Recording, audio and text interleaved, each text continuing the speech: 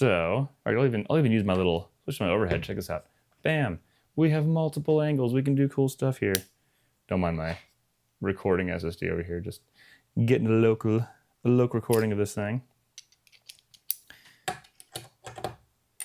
right, so we're gonna take this cage off. We're gonna take off this battery plate. We're gonna get just fully stripped down to the bone here before we really get into the weeds about how to build this thing out. Flashback video overload in a tragic scene. Yeah. Oh no. I know what you're talking about. Okay, that's so funny.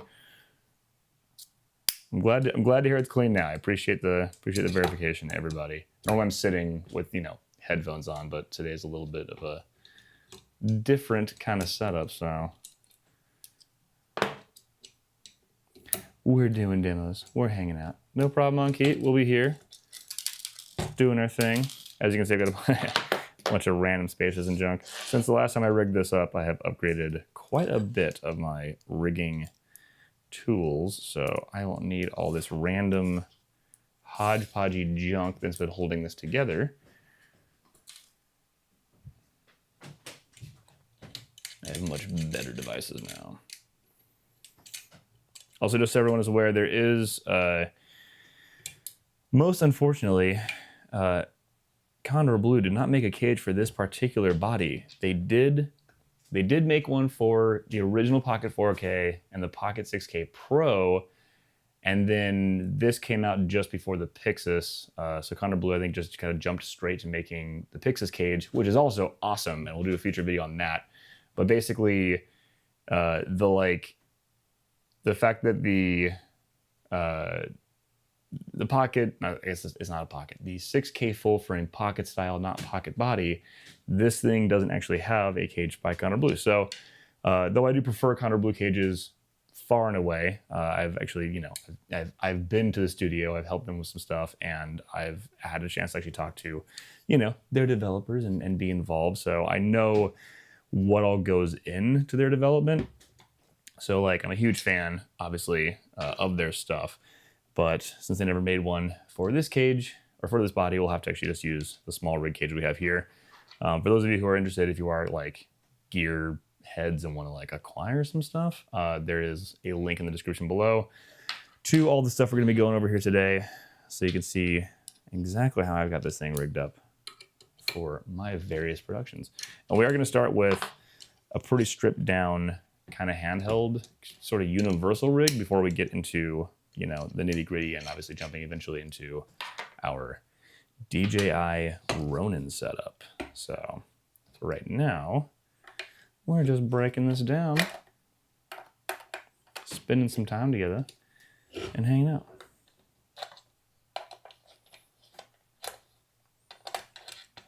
And y'all are welcome to leave this on in the background or pop into the comment section and ask stuff, or, you know, swing back by whenever. Some people just sort of hang out during the streams and kind of leave me running while they're at work. Others will be active in the chat. And this is, of course, you know, a long-form video that will be available to restream, review, rewatch anytime you want in the future.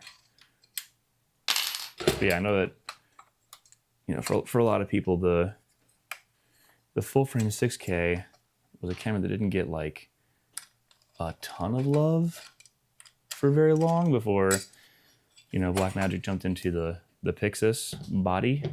So I figured it'd be nice to just do something from a fellow full frame 6K OG body shooters. I'm gonna take this lens filter off.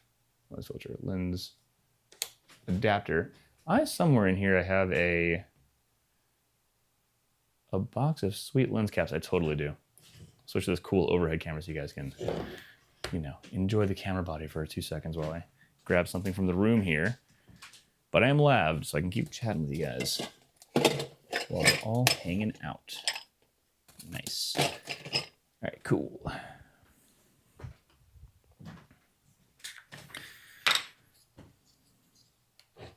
Can zoom this one in a little bit. You guys don't have to, I'll spend so much time looking just at the laptop and stuff.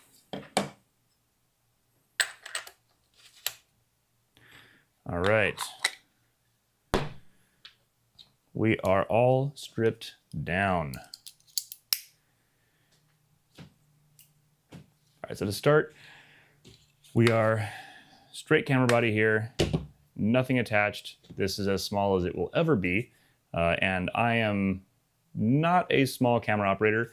Just so you guys are aware, I am a 6'7" adult male, 2 meter man. So this thing in my hands is going to look much smaller than it will in most people. So basically, like, for this thing to be this big, it is bigger than the Pocket 4K body. It is bigger than, I think, even the Pocket 6K and 6K Pro bodies. So in terms of being a handheld rig, like, this is nice for large hands for sure. But in terms of this being like a super tiny action cam type of deal, that's definitely not going on. Oh, thank you. Thank you, Chilas. This is, yeah, I'm very proud of my little setup here where I can swap angles and things. And this is actually all hardware level too. I'll zoom out again so you can see. This is all being done with this device over here. That is a hardware level switcher. I also have OBS going, but my OBS on my laptop isn't nearly as set up as I have it on my desktop. So I'm definitely going to be doing a bit more manual broadcast style switching during this live stream. I know, immersion ruined, just like the studio aspect. It's just a guy in a room. I thought this was $1 billion studio setup. All right, so let's start with the simplest thing anyone can possibly do with a camera, which is to simply attach a base plate and go on their way. Now, Condor Blue does have these great base plates.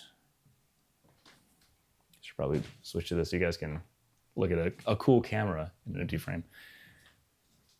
So there are a few options for base plates. I will show you a couple of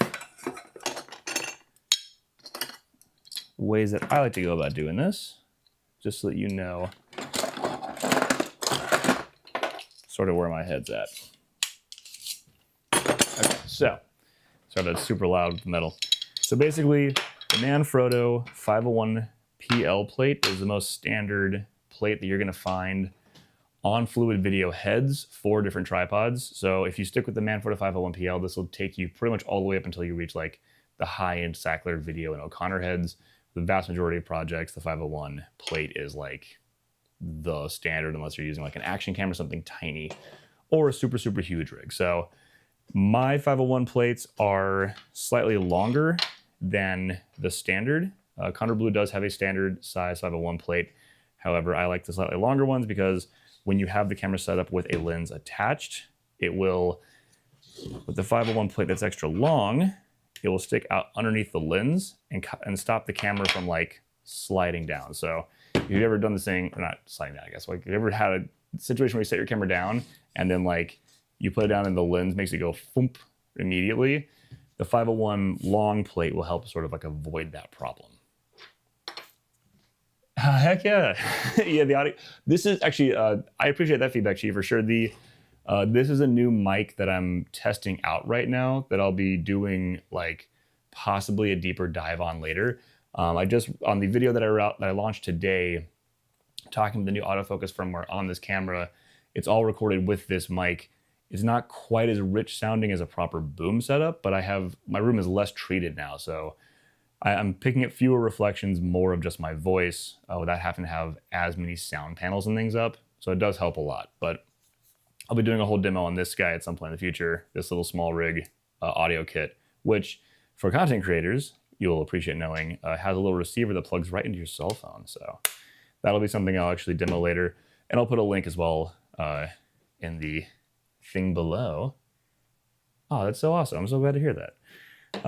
Okay, so back to our overhead camera here. So one of the things I really like about specifically the KB system, I'm going to use KB a lot, by the way, it's shorthand for Condor Blue.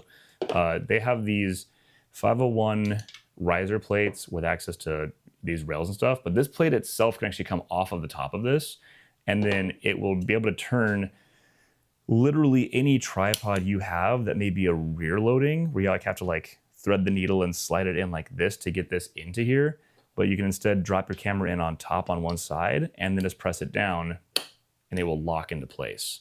So you can literally use the Condor Blue quick release plate for the 501PL in order to turn literally any tripod, even like a cheap one that's like a rear loader only, into a side loading plate, which is super nice when you have something like rails or rods or something that hangs down below the plate. So like if you were to try to drop it into place and slide it in, you'd like hit your follow focus system or something.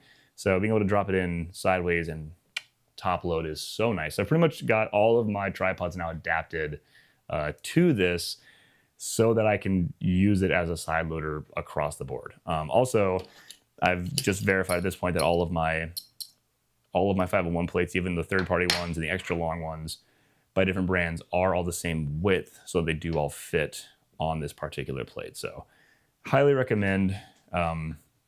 It's not like the least expensive solution around, but if you are working on professional sets, this is a really, really good unit to have to actually just like be able to quick release and not have to like take your wireless follow focus motor off because of the little screws that hit on a rear loading type of 501 plate. So actually, you know what? I'll just stay on the overhead after all.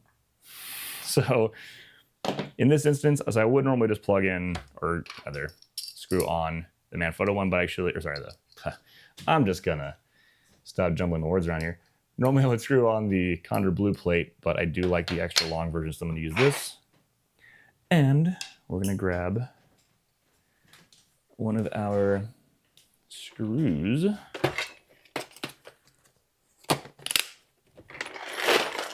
it's on the overhead too. So you guys haven't seen me wander off of the screen. It feels like I'm right there right now while I'm searching through nearby boxes for screws and things. Here we go. Y'all may appreciate this. A little bit of organization. The old tackle box, very full of all the screws and plates one might need. Let's go and grab one of these guys. Bam. All right. And with that,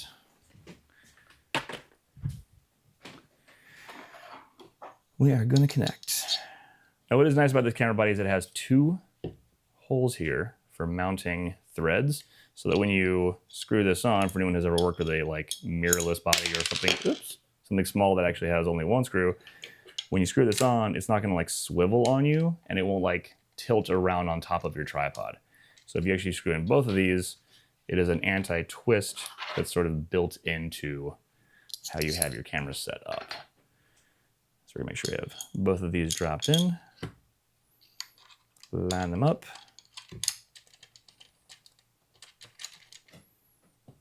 and with our handy dandy Condor Blue multi-tool, we're going to screw this guy in. Oh, the screws over here. Okay. Again, we're basically intentionally offsetting this far, far forward. There's no reason for it to sit behind the camera where the lens is, because you're generally not going to have stuff back there, and all the weight is going to be in the front. So now even when you attach a lens, you don't have to deal with your camera falling forward. And I'll go grab a nice long lens that would normally add a bunch of weight so you can see that in action. Also want to announce officially, everybody, I guess I should have said this at the top of the stream, but this is not a sponsored stream. You're actually watching me just tell you guys things that I like because I'm interested in doing this, and I want to be able to give back a little bit and, you know, just chat with folks and provide some value for my viewers. So I appreciate y'all being here and checking out the channel. And I do so many demos and things on this channel, I figured I may as well just do stuff live, because sometimes I just hang out with somebody and help them with their rig. And it is a lot smoother and faster to just hang out and chat. So for our demo, we're gonna bust out these nice, big, chunky anamorphics. Yeah, here we go. I'm gonna risk it with 100mm. So, for example, this size lens would definitely cause this thing to fall. And I'm curious if it will with this particular length of foot, or if it's gonna allow it to actually stand just fine. Oh, we're on the edge. See, this is where you need an even longer foot, which I actually think it may have. Let me see here. Let's see if this one's any longer.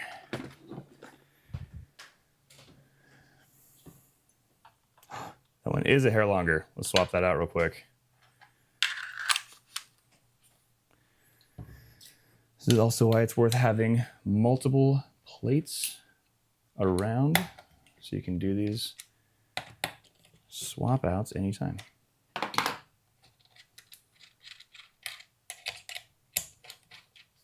also get that focus on, shall we? Whoop. There we go.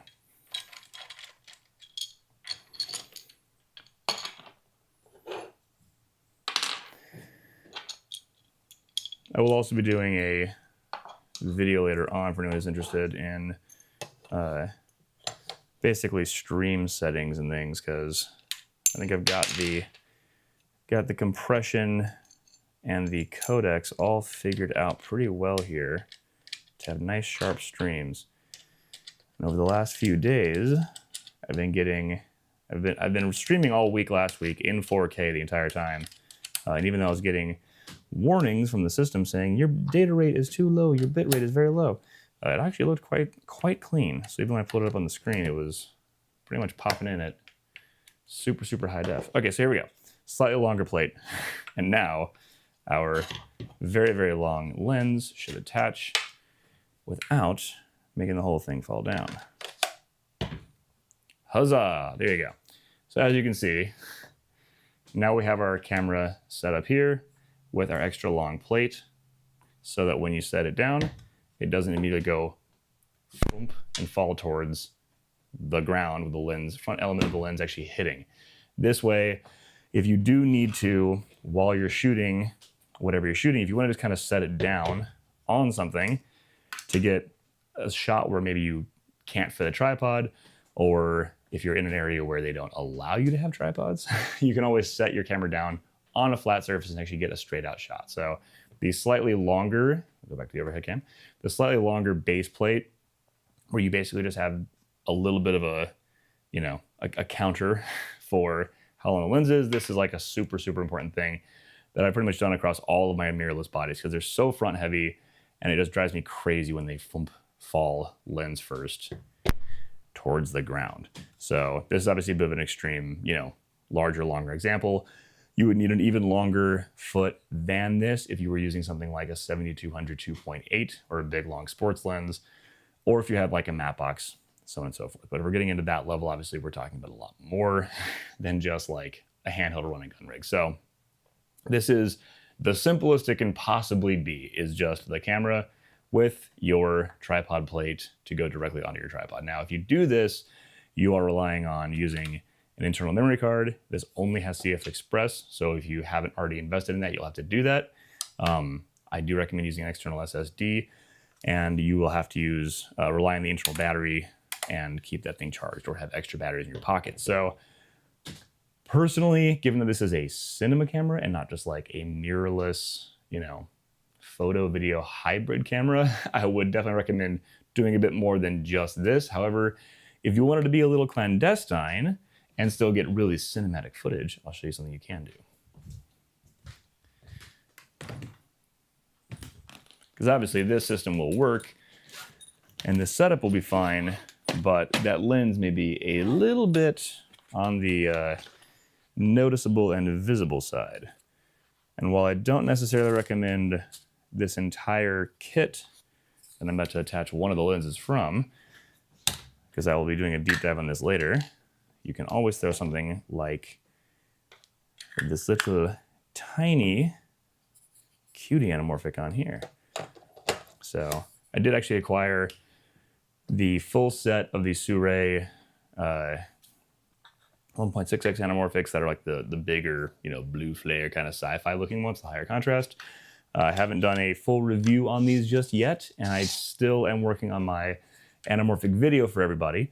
But in the meantime, I also picked up the smaller version. So now we have this great tiny little rig that is not terribly cumbersome and doesn't look like too much more than you're just kind of out shooting, you know, whatever handheld, you know, personal photography. I mean, this looks like it might be like a 5D Mark III or something, right? So to the untrained eye, you could be running around shooting anamorphic 6K full frame cinematic footage with a rig as small as this, just totally handheld. So this would be like the absolute bare minimum stripped down guerrilla shooting mode where you're using something like the Sirui, which one of these? Oh, these are the Saturns. Using something like the Sirui Saturns.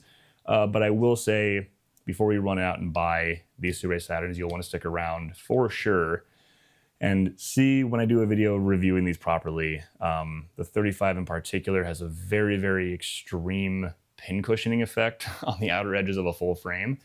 So that really should have been listed as like a Super 35 lens, not a full frame lens. And I haven't done extensive testing yet on the 35, or sorry, on the 50 and the 75 yet.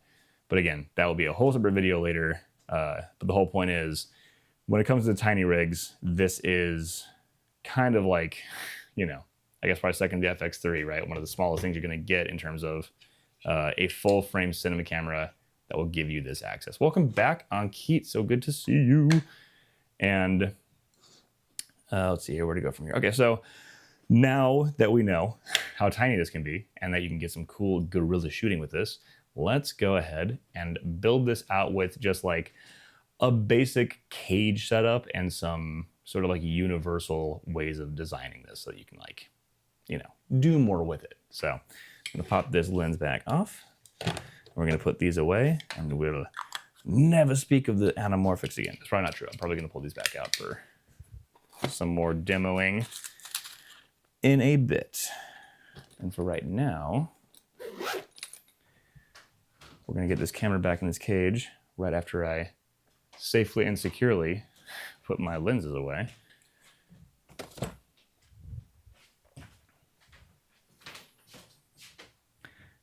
Oh, you can see my shaky overhead camera. Oh no, immersion ruined. So I'm gonna pop this guy off of here, this bottom plate, which will go back onto the cage. And we're gonna slide this camera into the cage, and then I'll show you some nice universal setups. Oh, they discontinued the Venus set. I didn't know that. Well, glad I got in when I did. Yeah, I think that the Venuses already are impressing me more than the Saturns. Which one was that over there? That is the Saturns. Yeah, the Venus are the big ones. Definitely more impressed by the Venuses than the Saturns for sure. I was wondering if you guys just saw that. It's like I got a little dust chunk on there. So I'm gonna show you. There you go.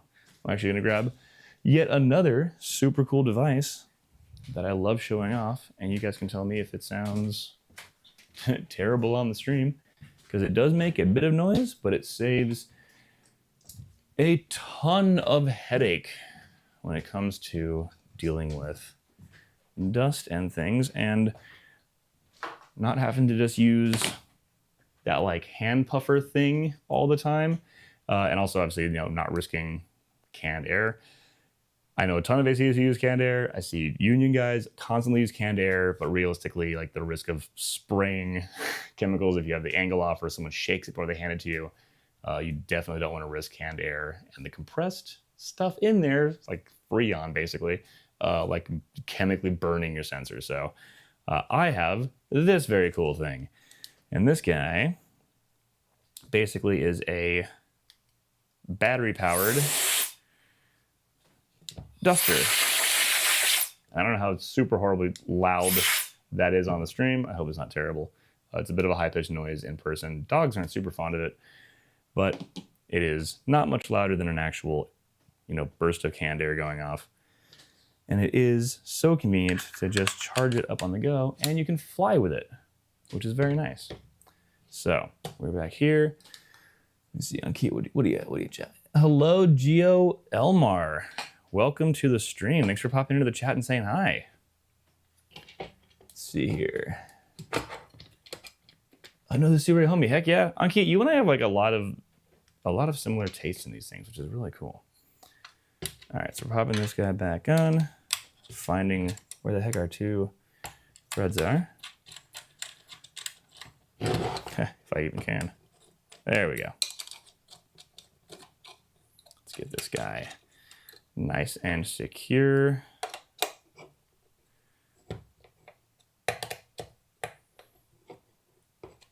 All right, so we're in the cage. Oh, let's get our top screw in as well.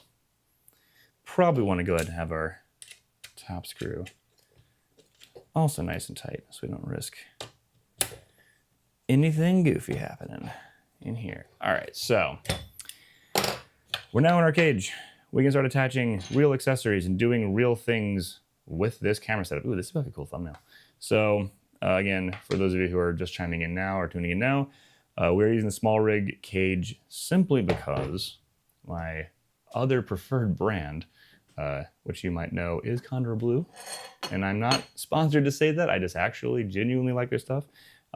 They never made a cage for this particular body. So we're stuck with something like SmallRig or other options. So I am going to add a NATO rail to the top of this because being able to have a top handle that can slide around is super awesome. And I'm also going to probably add a NATO rail to the right side where the, data port memory card spot opens up. This one already has a NATO, which is cool. I don't know why they didn't just make this NATO because it's already so similar to NATO, but this isn't a video necessarily just here to critique the design and engineering of SmallRig. We are simply building up a camera. We're also going to need to be able to attach an external battery plate and ideally an on-camera microphone, because though there are some great lavaliers these days, it is nice to actually have a shotgun mic on the camera. So we're going to quickly run into the thing that I'm constantly on about, which is real estate limitations of these camera bodies and mirrorless setups. I know that a lot of people really prefer something tiny, like a little FX3 body, or even like, people really like the micro studio camera. But when it comes to even run and gun shooting, bare minimum having a top handle so you can get low shots and medium shots and things, as well as having external batteries so you don't have to like swap batteries every 20, 30 minutes or whatever have you, and an on-camera microphone like a shotgun mic. Those things are, to me, kind of non-negotiable. Minimum for like a handheld run and gun rig so you can get a lot of shots in and not have a pocket full of batteries. So I will be at least showing that much, but as soon as we get into things like wireless follow focuses, obviously it's going to be a bit more complex, but we'll get there in a minute. So first off, to start, let's get a NATO rail on the top of this guy so that we can connect. Where did I put that thing? Enjoy the overhead camera while I find my NATO rails. Oh, here they are. So we're going to attach a NATO rail to this.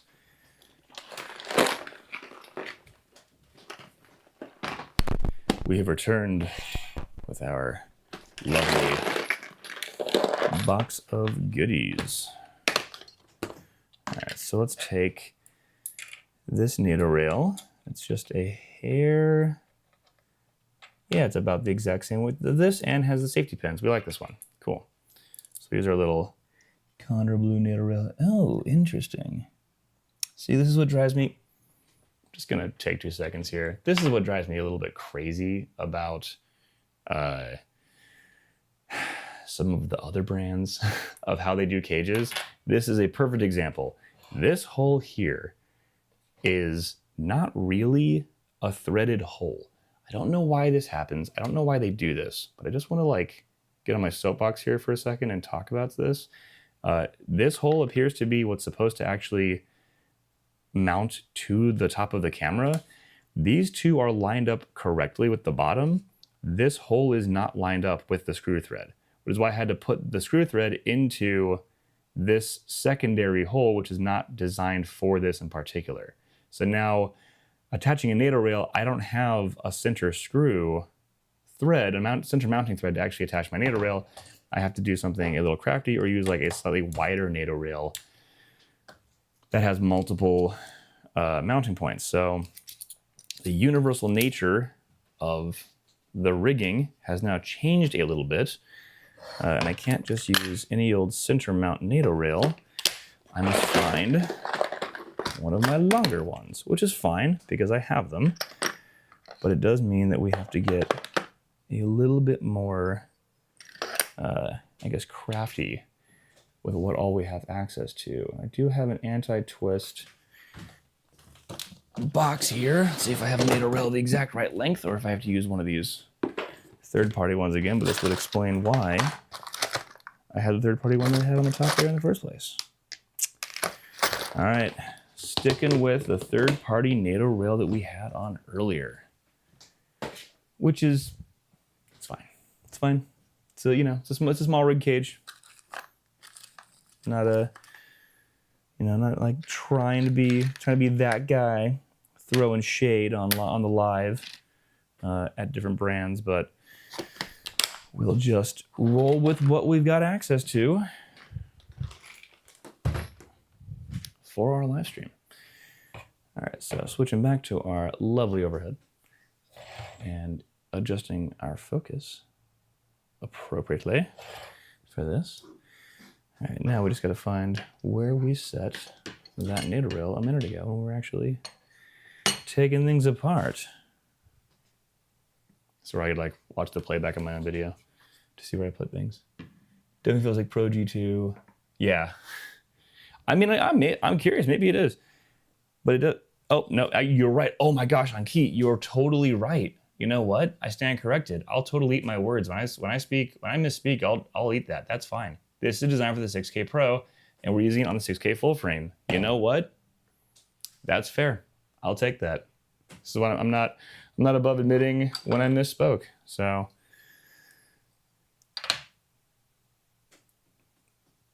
designed for the 6K Pro. Regardless of this, there should be a center mounting thread for where to actually place a top handle. Just putting that out there. But I do have, here we are. We do at least have this, which has an open slide in the middle so we can place all of this. Yeah, the only one that came early with the cage. Yeah, it's true. That's true, Ankit. Also, oh, I see. Well, I'm gonna remove this.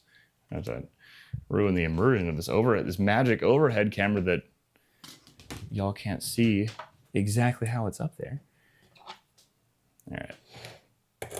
That's maybe we're a little zoomed in for the sake of shaky overhead camera action. Mid 49. Yeah, I'm when it comes to I will very specifically say when it comes to mid 49 and wooden camera, no comment. But you will never see either of those on my rigs. So let's keep on moving. So we have our top, oh lordy, ha, that's so funny. Why do I have this? I'm literally going to adhere to that right now. I'll literally put any other thing on there. How did that even end up in my possession? That's hilarious. I can tell you all right now, I didn't buy that. That literally must have come as a part of another setup that is getting off my camera. I do not want, personally, any wooden camera stuff on my cameras. And if that means we have to use a super long NATO rail or some other oddly fitting thing, I will do it. Because I'm not representing that brand.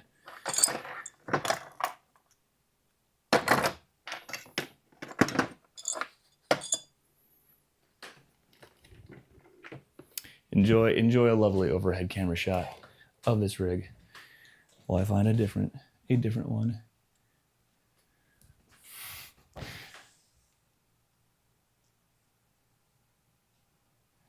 Oh, afraid to clean the sensor. Why is that? It's okay to clean the sensor. I mean, you'll definitely want to get a sensor cleaning device if you don't have you can get a special wipe. But cleaning the sensor should be something that's relatively manageable.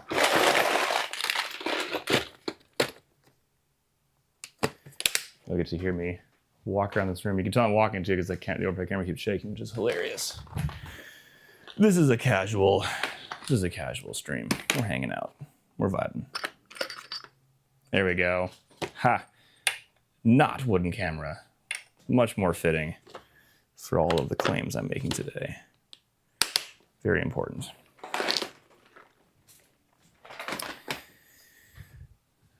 And now, let me see if those fit. They do. Great. Okay, cool. Well then this is our setup. Extra long NATO rail for extra room and whatnot. Yeah, the wooden camera lore. That may be a members only stream day where we all hang out and talk about non-public things. But like I said, in no way, shape, or form am I making any claims about the quality of wooden camera or mid-49 equipment. In no way, shape, or form am I making any claims of any kind that should deter anyone else from making any purchasing decisions. I'm simply, as a personal, individual, unsponsored person, telling you guys that I don't use that equipment. So, with that being said, let's continue working with our extra long NATO rail now. And keep this party going. Let's also get our bottom plate figured out here. We definitely want our extra long. Oh, he'll get a kick out of this too.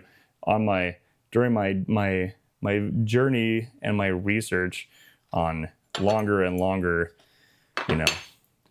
PL plates from the standard length to slightly longer again, I went a little overboard and got this I think it's a 350 millimeter plate, which is just ludicrously long. But it does do some cool things, like if you were to use a dovetail like this, you actually mount it to that, and then as we said earlier with our side loader 501 plate, you can actually side load and snap in your dovetail. So it actually kind of speeds things up a bit depending on how your setup is designed. But we're obviously not using this monstrosity today.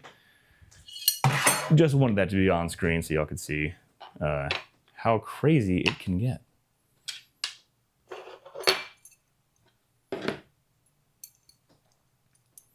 Zacuto still exists? Wow, I also had forgotten about Zacuto.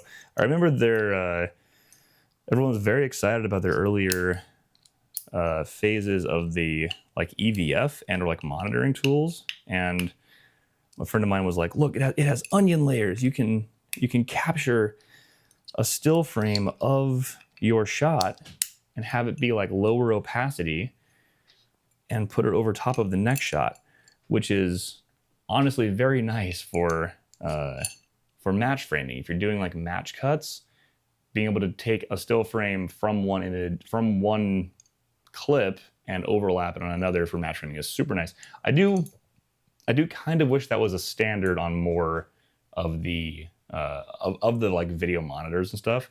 At some point, I'll also be doing, just because this is just the show and tell show. At some point, I'll be doing a video review or demo involving the Portkeys monitor.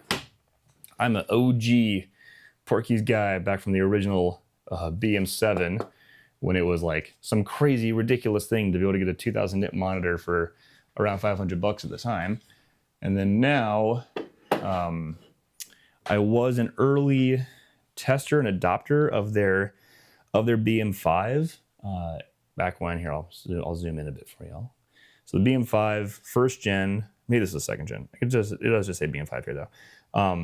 But with you can see this little mounting thread, I think here and here and here. This was back when they were kind of beta testing as an external unit, the Bluetooth control before it was all built in.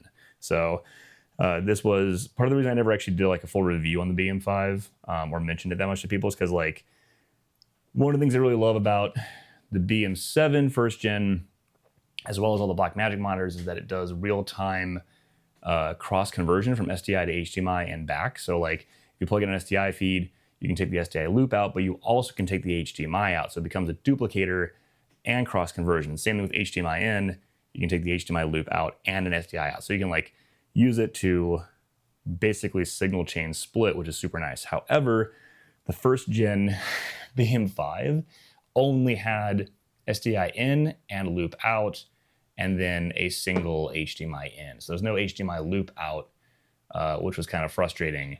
And it would work from HDMI to SDI for a cross conversion, but it wouldn't do anything more than that. So if you want to go SDI in, HDMI out, it wasn't an option. However, I am genuinely pumped because I just went to NAB, as some of you may have seen and met me at the show.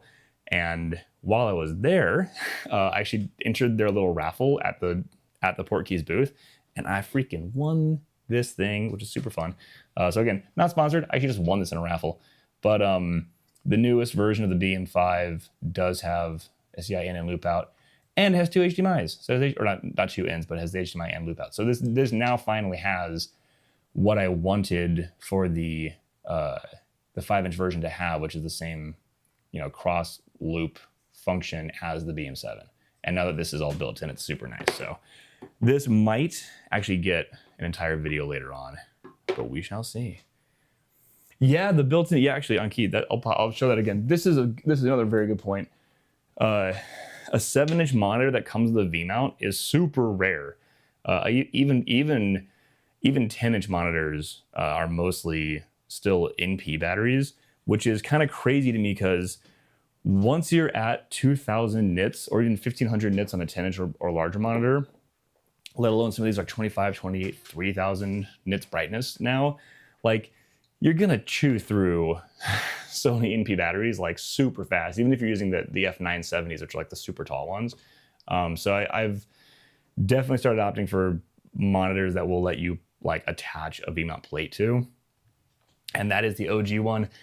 As far as I can tell, they've discontinued those forever ago now. I'm like holding on to the two I have forever. I kind of wish I had gotten a third one at the time, but but here we are, 2020 hindsight. Always would have been nice to have even more of those at the time, so you can play with them more in the future. This is such a crazy wide. This is so funny. I'm totally not changing it back. I'm committed to the bit here. This NATO rail doesn't necessarily need to be quite this wide. You can definitely use a narrower NATO rail than this, but for the sake of sticking to my guns on brands, let's keep this guy on for now. So continuing our actual demo here. Looks like my gray card is walking in the room right now. I think he wants some attention. You guys get to meet him.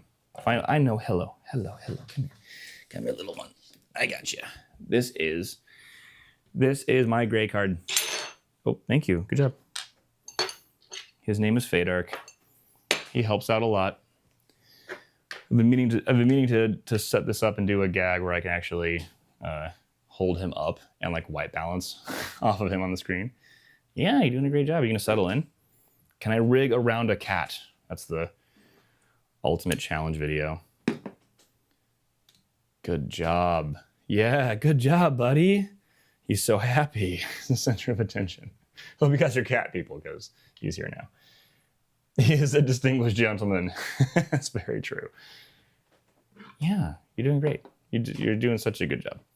All right, so I'm not even gonna change this. Yeah, there you go. Perfection. Cat cam. Behold. So you take your camera, you mount it to your gray card, and from here you can do a lot of really great things.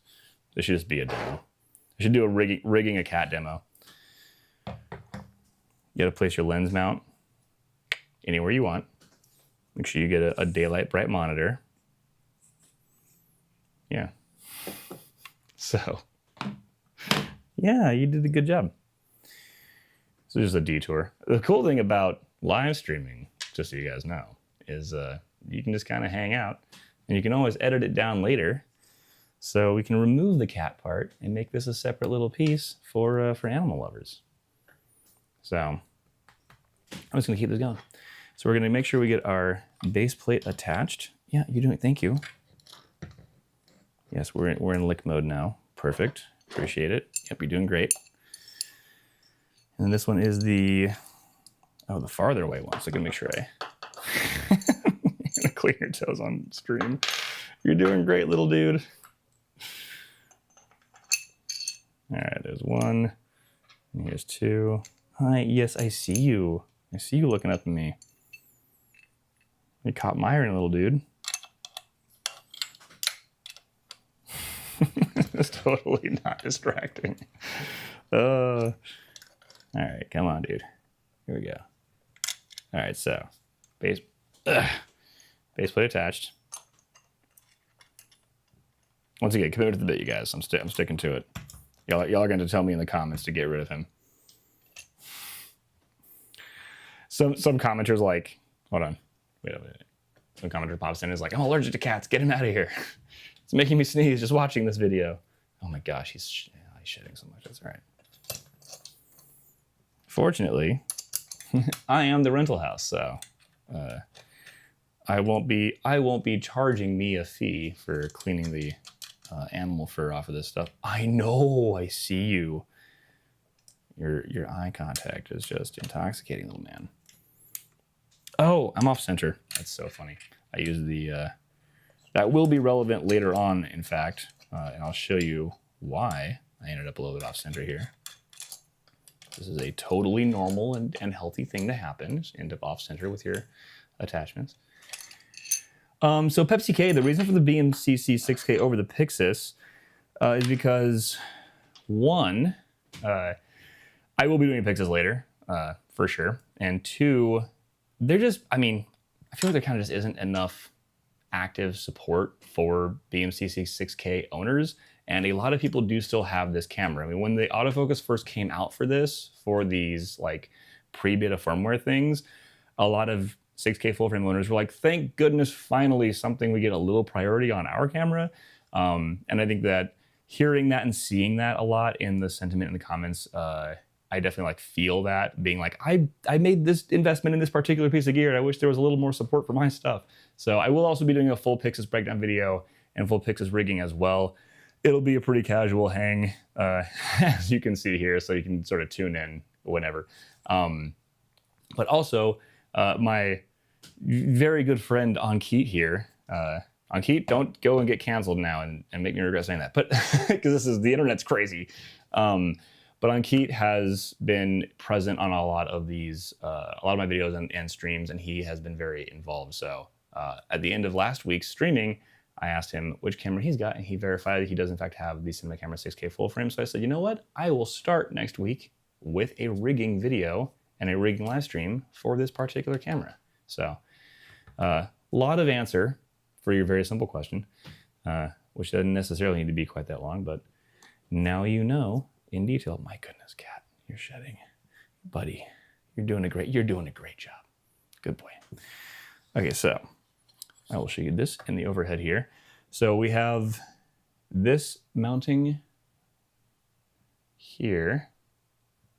Focus on, there we go. So this here says for DJI RS2 and RSC2.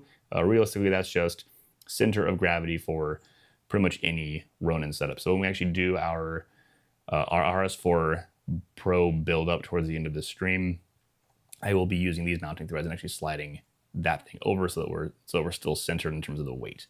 But right now, I want to be centered under the lens because that's how the camera operation is going to work out when it comes to using a tripod or when it comes to hand holding. So let's go ahead and pop a couple of these on. In fact, I'm going to grab one other kind of screw thread here so that we're staying consistent across the board. Is this the right size? This totally is. I'll grab this one.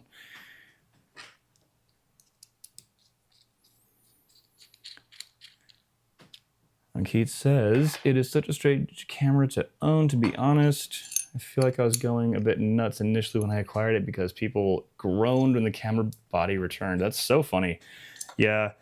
Oh, as in, are you saying, Anki, groaned when the pocket body continued being the main camera body that they were making, even though it's like not technically a pocket, right? They're calling this is just cinema camera full frame, even though it is a very very pocket inspired camera body. I think a lot of people were hoping for a box camera.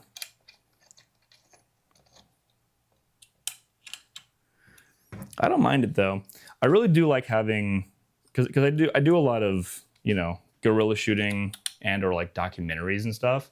So it is nice having a body that sort of looks like, you know, like a big mirrorless. I keep wanting to say DSLR because I'm, you know, 5D Mark III days. But something that looks like a big mirrorless camera is basically a nice body to have if you're trying to be a little more like clandestine, for sure. He's just gonna fall asleep here. I'm gonna like slide him slightly. You guys.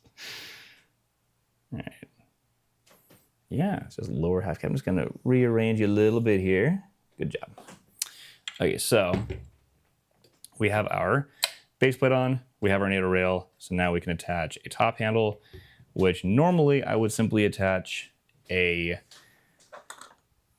Talon top handle, like so. And with this attached, right, you can hold this and do like your like lower angle shooting up, you know, if you're gonna be out shooting skateboard videos, which by the way, if you are here from my new autofocus update video, this is how I had that kind of, you know, I was doing some of this action, but for the lower stuff, that like final shot of Brigitte, you know, slowly gliding away, and I was following her on my skateboard. I was like holding this by the top handle out in front of me and low. So that is honestly super nice to have. Plus, you know, to be able to get your hands away from the sides as you drop it into a top loader plate, as mentioned before. And it all starts to come together, starts to connect. Cat is moderating chat. He is. It's true. You're doing great. He's so confused. He's been moved and now he's like, wait, what's happening? He's the quietest purr. I wish I could like mic him and let you guys hear him, but is there a cage for the cat? I actually might I don't want to make one. I feel like I could. I mean, people do make these like cat like harnesses, you know. And I feel like I could probably attach like a cheese plate. Yeah, I know. I'm messing with you. I know. Is it bite time? I'll do it. So I could probably attach like a cheese plate to the cat and put something like a GoPro on him, which would be really funny for sure. I know, shaky tail. I know. Whoa. This is so funny. I love that this is just he's just up here now. If he falls asleep during this stream, I will know that I'm, you know, just speaking too quietly maybe. This is ASMR mode. This is about how trying to work at the desk functions as well. Normally I'm taking him off of my desk like 15 times and putting him on the ground before I end up just like kicking him out to do my stream, because he'll actually jump up and start pressing keys and things while I'm trying to work and talk to you guys. So, Blackmagic Pocket Cinema Cat. That's so good. That's BMCC. That's good. You know what? On Kate with the zingers, man. I gotta clear some of those stuff out. This cat is taking up so much space now. And I refuse to move him. We're committing to this bit. It's really funny. Okay, so top handle, base plate. Gotta have them. Kind of not really worth operating without it. Like I said, if you're stripping it down that much, we already had the example earlier without the cage.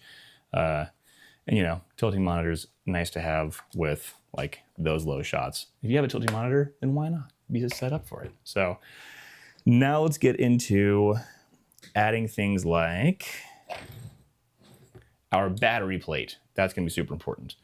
So for that, we're definitely adding a mini lock to the right side here, which will definitely help us stay pretty centered in terms of how the battery plate's gonna work. Let me grab my handy dandy tackle box of screws and things.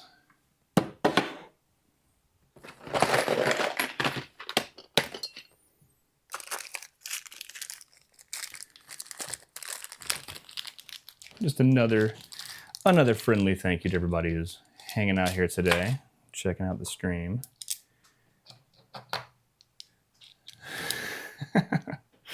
No way, man. Wordplay's great.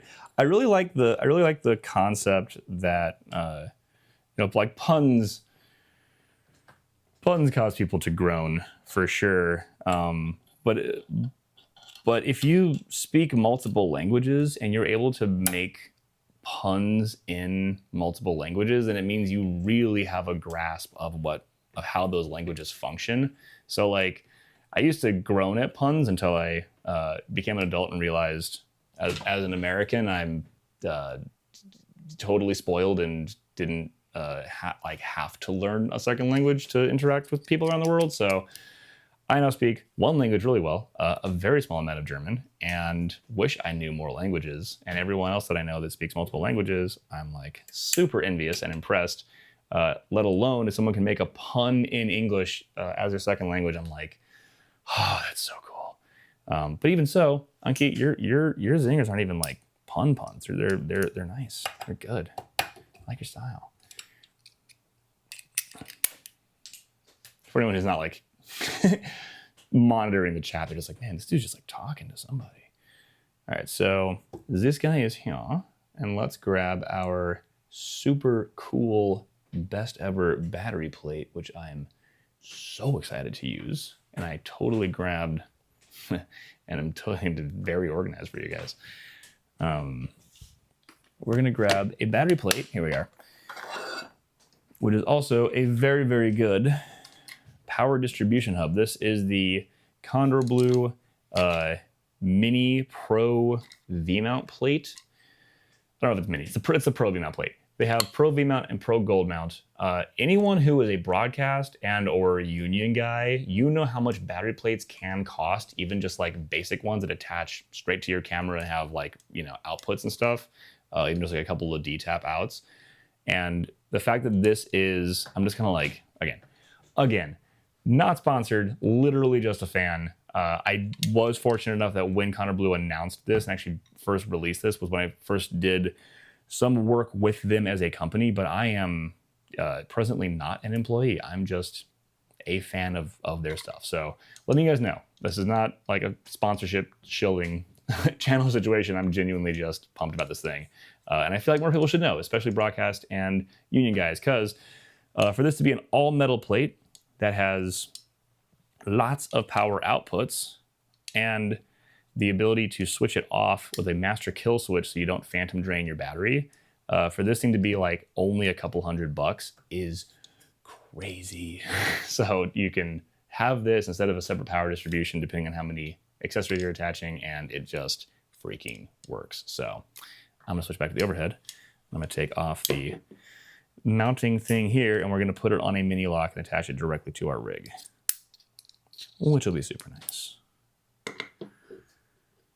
There is a 0% chance this is going to be simply a 1 hour stream. I may end up on here for the majority of the workday at this rate. But again, this is why we're here. I just like doing this stuff. Ankit says, just read chat to you guys while we're hanging out. To be honest, English in a weird way is my native language because I learned it. Oh, interesting. Ankit learned English as his first language. That's awesome.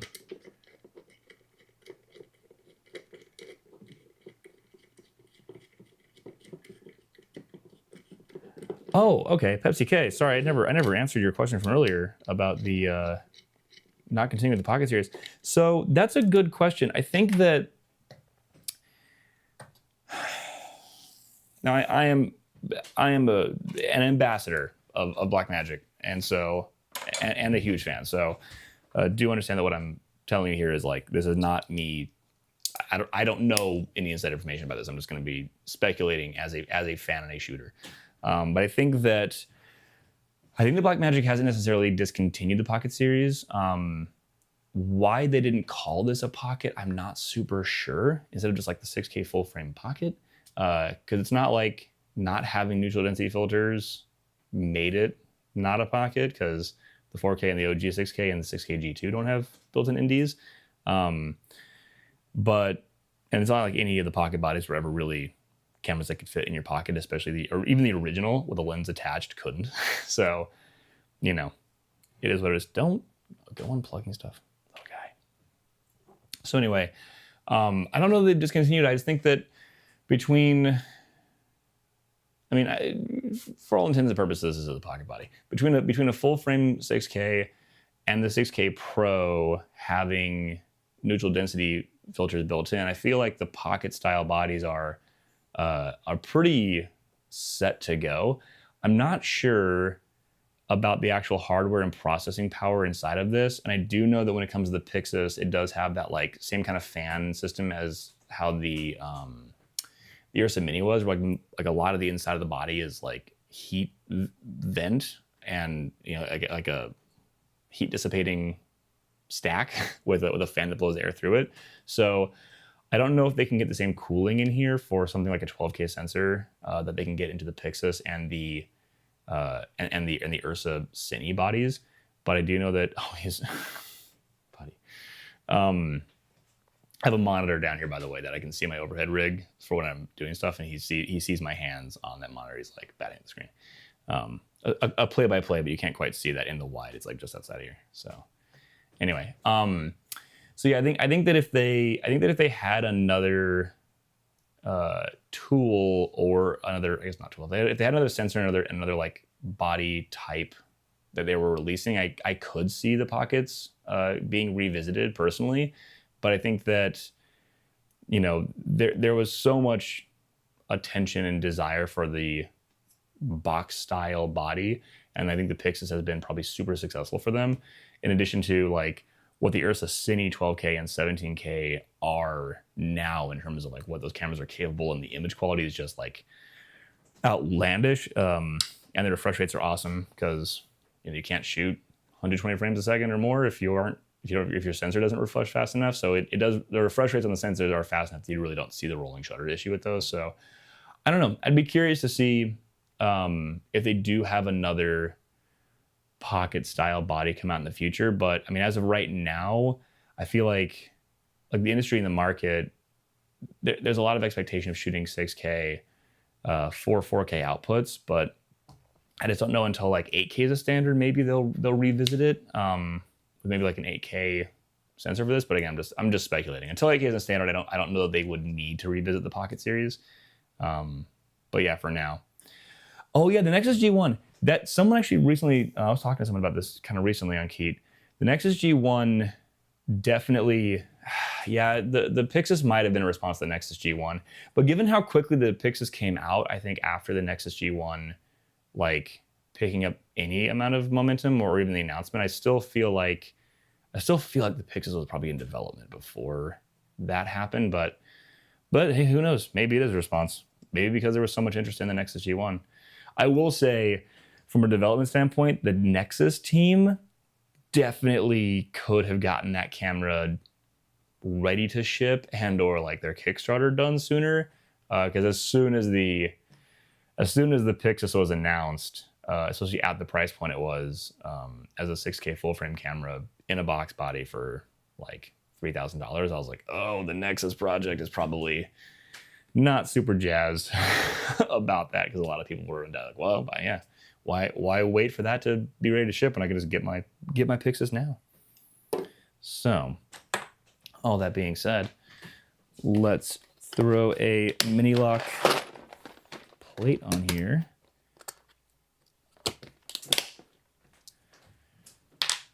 Onto this guy. So what we're gonna want to do is sort of brainstorm where we want the weight of our battery to be. I don't think that we want it out here, because we're going to be kind of placing attaching here. If we actually have a long, sorry, I don't know my overhead camera for this.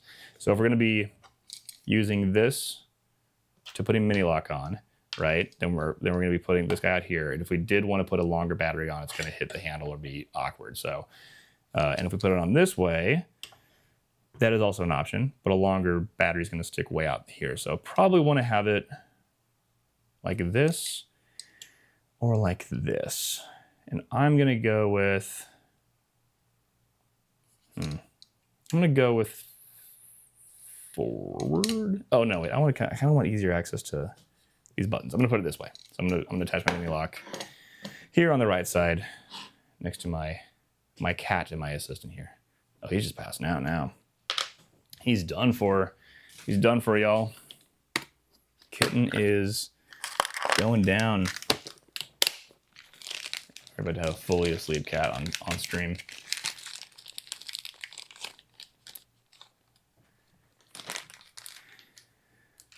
Pepsi K, how does someone become a Blackmagic ambassador? That is a great, that is a great question.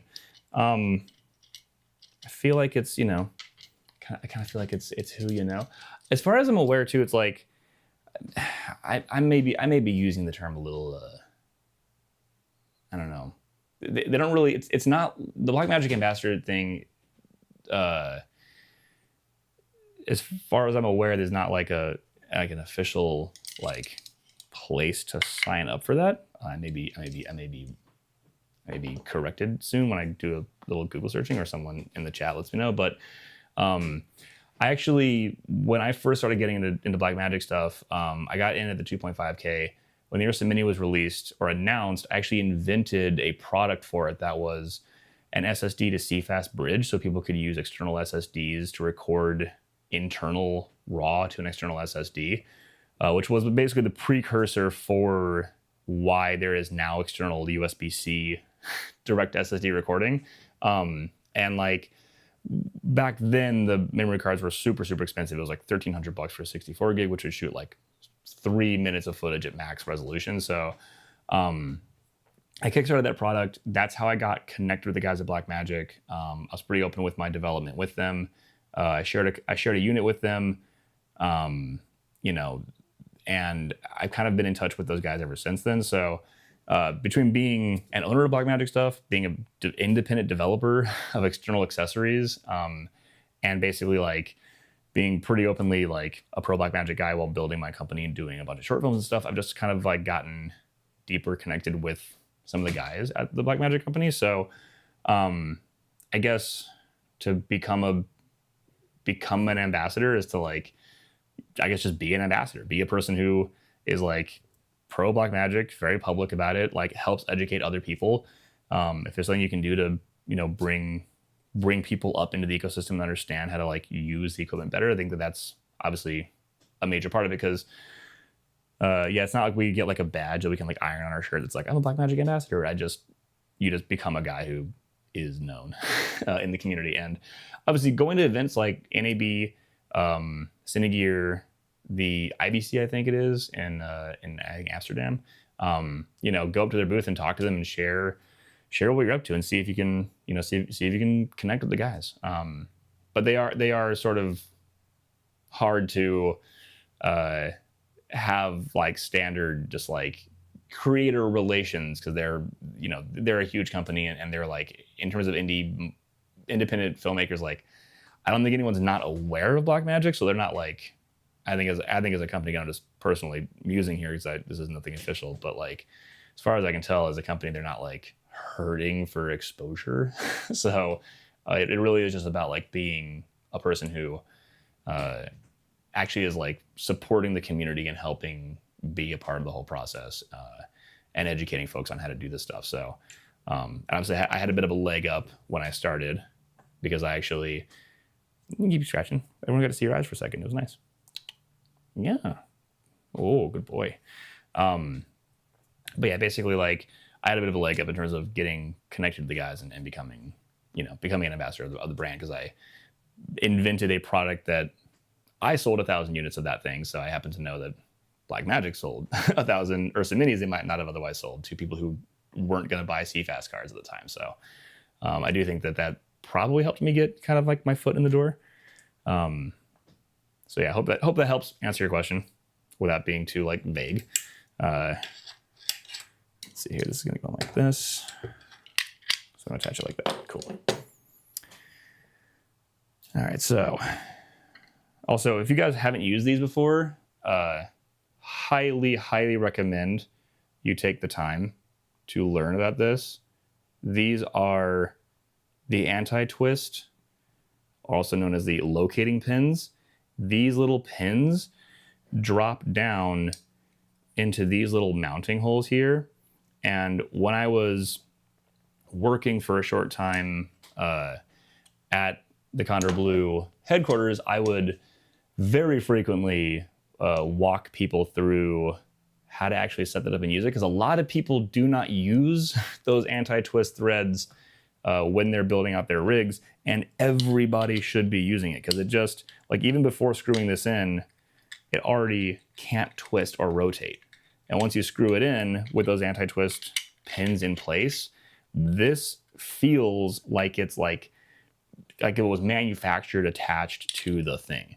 So anytime that you have a place where you can actually use those anti-twist locating pins, you should use them. I mean, across the board. It just makes the rig so much more solid and rigid, and ends up in a situation where you like aren't gonna basically be like retightening a screw over and over, because the handle starts to wobble over time, and the more you twist it, the more it kind of like loosens the screw. You will have way less screw loosening if you use that. And if something does become loose, see, now I've got I'm off center weight. If it does end up loosening, it won't just spin off completely, because those pins will stop it from spinning any more than like a tiny wiggle. So it's a safety mechanism, and it's a way to actually get a tighter lock. So highly recommend. Everybody please use these things. So here we have our handheld setup. We have our top plate with where we can place our battery. We have, and because it's on a bit of a riser, we now still have access to our function control buttons without this blocking our finger from getting in here to change whatever we have those programmed to. Buddy. Okay. Yeah, I know. So now, let's see here. What we got on key? Let's talk. Let's talk in the chat. Maybe something like that for tripod gimbal plates. Yeah, so camera moves slightly away from center. Universal. I will say, I'm curious on Keith about the details of that, because I'd love to give you some pointers on tripod plate stuff. In case you weren't here earlier for it, I was talking as well about the this guy, which is currently under the cat. This is the 501 plate by Condor Blue, which has it's a side loader style instead of a like rear mounted plate. So if you have like this coupled unit, you can actually take this plate off. I think they also sell this plate by itself. But basically, attaching this plate to the top of any tripod lets you then turn that into a side loader, so that you don't ever have to deal with like something that's attached to the bottom of your camera, like an extra long lens or a big map box, like getting in the way. And you can just take your camera off the side and attach your camera on the side and not have it be a problem. So I don't know if that helps you at all with sort of what you're describing in terms of wanting something to make a universal way to move between things. But certainly when it comes to going between a tripod and a dolly and like even onto a crane and then onto a shoulder rig, and you could even do this on a gimbal too. I mean, you can put these quick release plates on all of those things, and then you can just like side load and then reload onto all those different devices. So you don't have to like leave everything screwed directly to your camera. You can actually kind of have this be the base unit, snap this into the bigger rig, and then like pop it out and go handheld again, which is part of what we're doing today. Oh, the anti-twist thing. I see. Most I can do is put 2 screws under the plate. Yeah, that's true. Yes. Okay, that is true. Yeah, when you've got these, and that is actually, I mean, that's what this, here, I'll show you in the overhead. That's what this is supposed to be, is a little anti-twist pin that like drops into a special place for that. But like, that is definitely not a standard, and like only, video cameras of a certain era have that. But but yeah, anytime you have 2 screw threads, that is the best anti-twist you're going to get in terms of, having it actually not let your camera swivel on top of the plate. It's also why I'm a huge fan of plates that have multiple mounting points. Also, I cannot resist I'm gonna take a picture of this. This is hilarious. Y'all will anyone who has access to the to my post is gonna really appreciate some of those. There we go. Pop that on for everybody. If anybody is watching and wants to go to the little post section on my channel, I'm about to show you what I'm seeing from here, which is just a treat. It's a delightful situation. Make sure my overhead's not on, so I'm like doxing myself on my phone while you guys are watching. Posting pictures of this cat. That's how you know, real cat owner stuff. Just gonna call that Stream Assistant.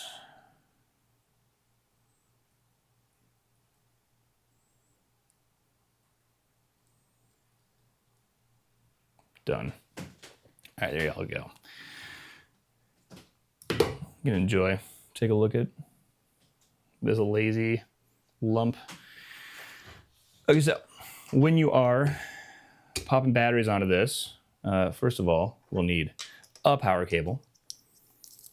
And fortunately, with our super cool plate here, we have 2 reversible D-tap ports.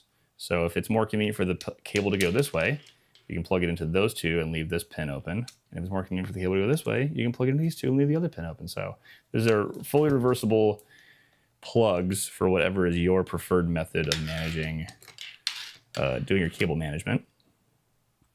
I want to keep this side open because I want more, easy access to the power switch and my buttons.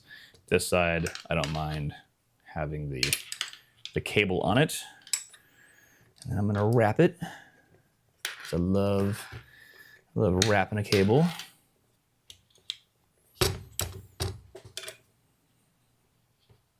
Take out some slack. Did I overwrap? I overwrapped. Too much wrapping.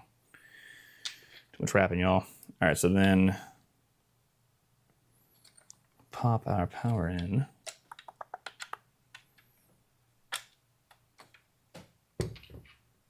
Ooh, D2 lifter, what's it here? It's actually a SmallRig one. Oh, nice. Heck yeah, thanks for sharing. Thanks for sharing in the comments. D2 Ifter. That is a cool and unique username. All right, so we're powered. We have this going on here. We have a few options here. I will say, this is not a brand I recommend for the record. This is just a cheap old battery I've got from forever ago. I will be upgrading very soon to some Core SWXs that are like the tiny micro batteries. So I think I do have the Core batteries I would recommend in the comments below, or in the description below. There's like a link to a bunch of stuff that's in this video. So I don't recommend this, though it's in the video.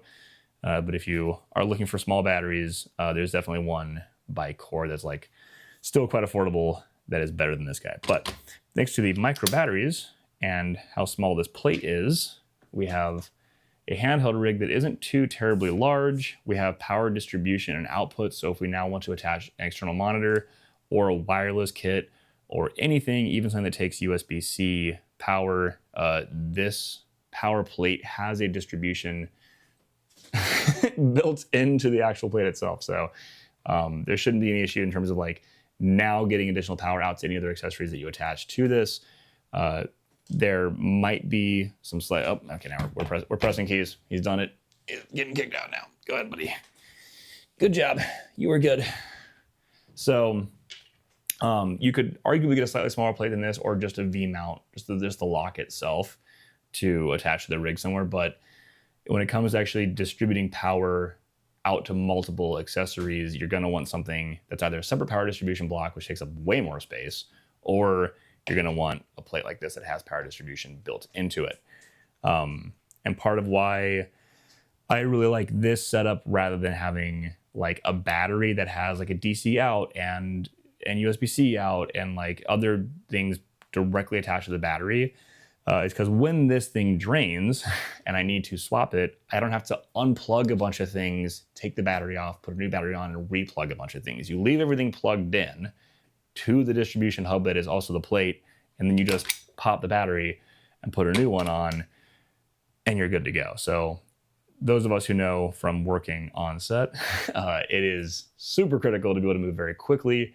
And we really don't want to be like, okay, hold on, I need to unplug and replug, and let me see if these things are still working. So definitely want to have like everything set up this way. Now, if you are running for an extremely long time, there is this crazy bananas battery that I recently discovered from, once again, Core. I am always looking for the, again, just sharing the things I like, I guess.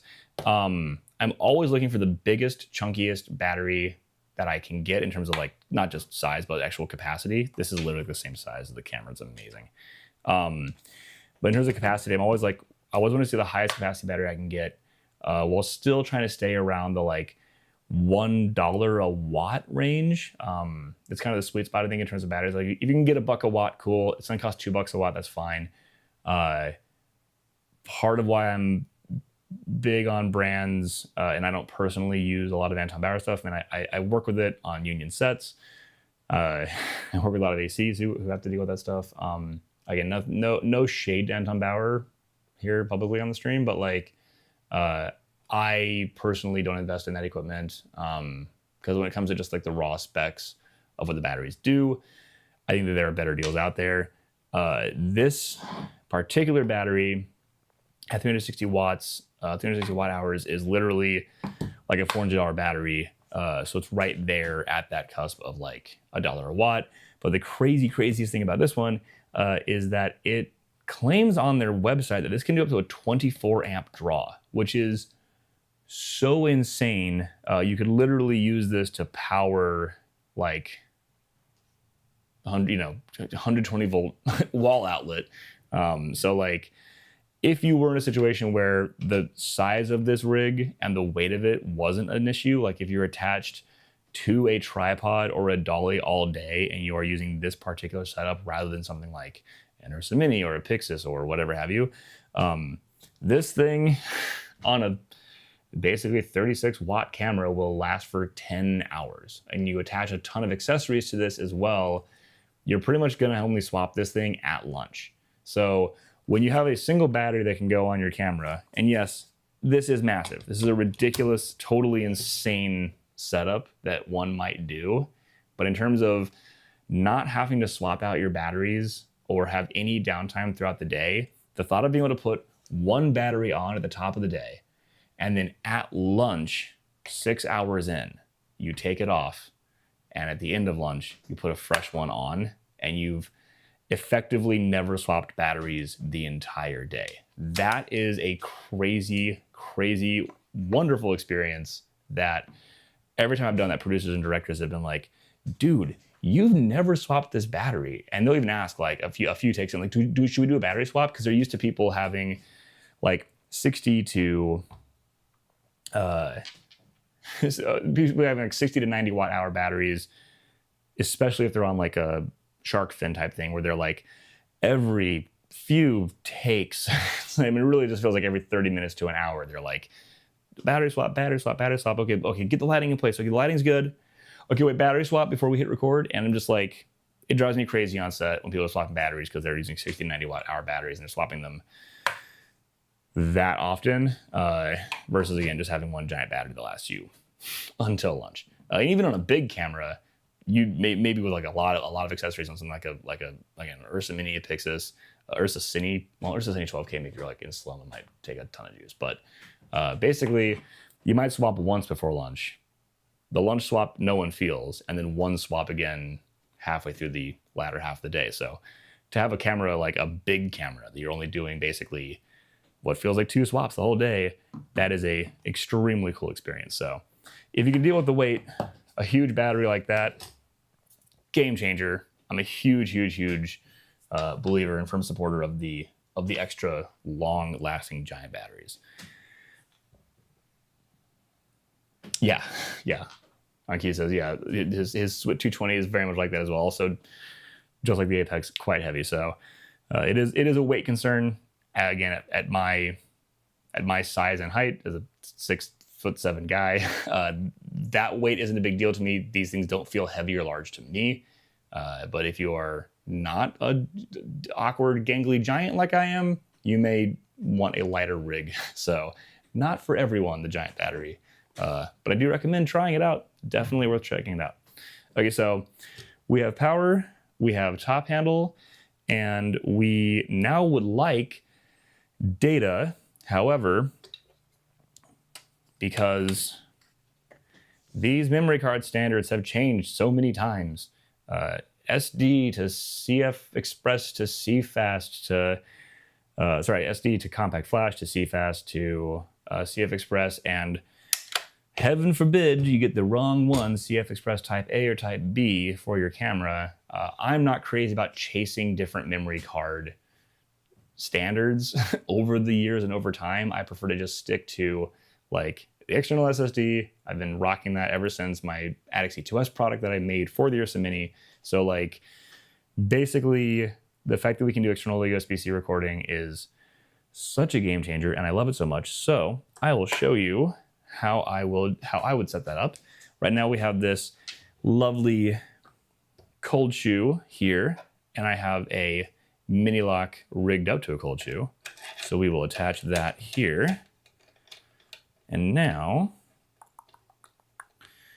we have ourselves a fresh mounting point, and it will attach to that an SSD holder with a mini lock as well. And the reason I'm using mini locks, by the way, again, across the board here, if I can't attach it directly, that is one option. But the beauty of the mini locks is without any additional tools, when you need to pack this down to go into a camera rig or go into a camera bag or go flying, you just pop the mini locks and you can take all the accessories off of this camera. Obviously NATO rail is a little bit different, but you can be broken down that fast without having to like bust out your little like wrench and like get in there and unscrew things, or use your multi-tool to like get things taken apart. So major fan of mini locking, literally whatever you can. I always say mini lock your life, and the guys at KB always chuckle at me when I say that, and they'll often be like, mini lock in, bro. So if you're watching this, Steven, mini lock in, that's for you. Everyone else, mini lock your life. So we have our SSD holder, and now I'm going to go and find an SSD. Here we go. We're still in the overheads here. Oh, you totally forgot about the, yeah, oh my gosh, on Keat, absolutely. Whether the thing you forgot about is the mini locks or the thing you forgot about is the external SSD recorder and or SSD clamp, definitely glad to help. I might wander out of range of the mic here. There's a SSD I want to show for sure. Gasp. I know where it is. I'm gonna do a fun little thing here so you guys are fully aware that I'm actually taking 2 seconds away from the setup, so you guys don't think I've abandoned you, because I've never abandoned you guys. An overhead camera that doesn't have anything going on doesn't mean that I'm not really here. But I will say, because I have my OBS setup for the other room has a bunch of nice like presets on that computer that I didn't manage to get moved over here for today. So you get the Post-it note version.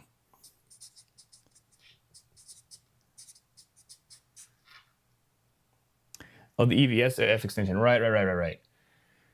Yeah, I have a little EVF thing for the BMCC. I never use it though. I just really like the onboard monitor just being super bright. To me, that's like, that's awesome.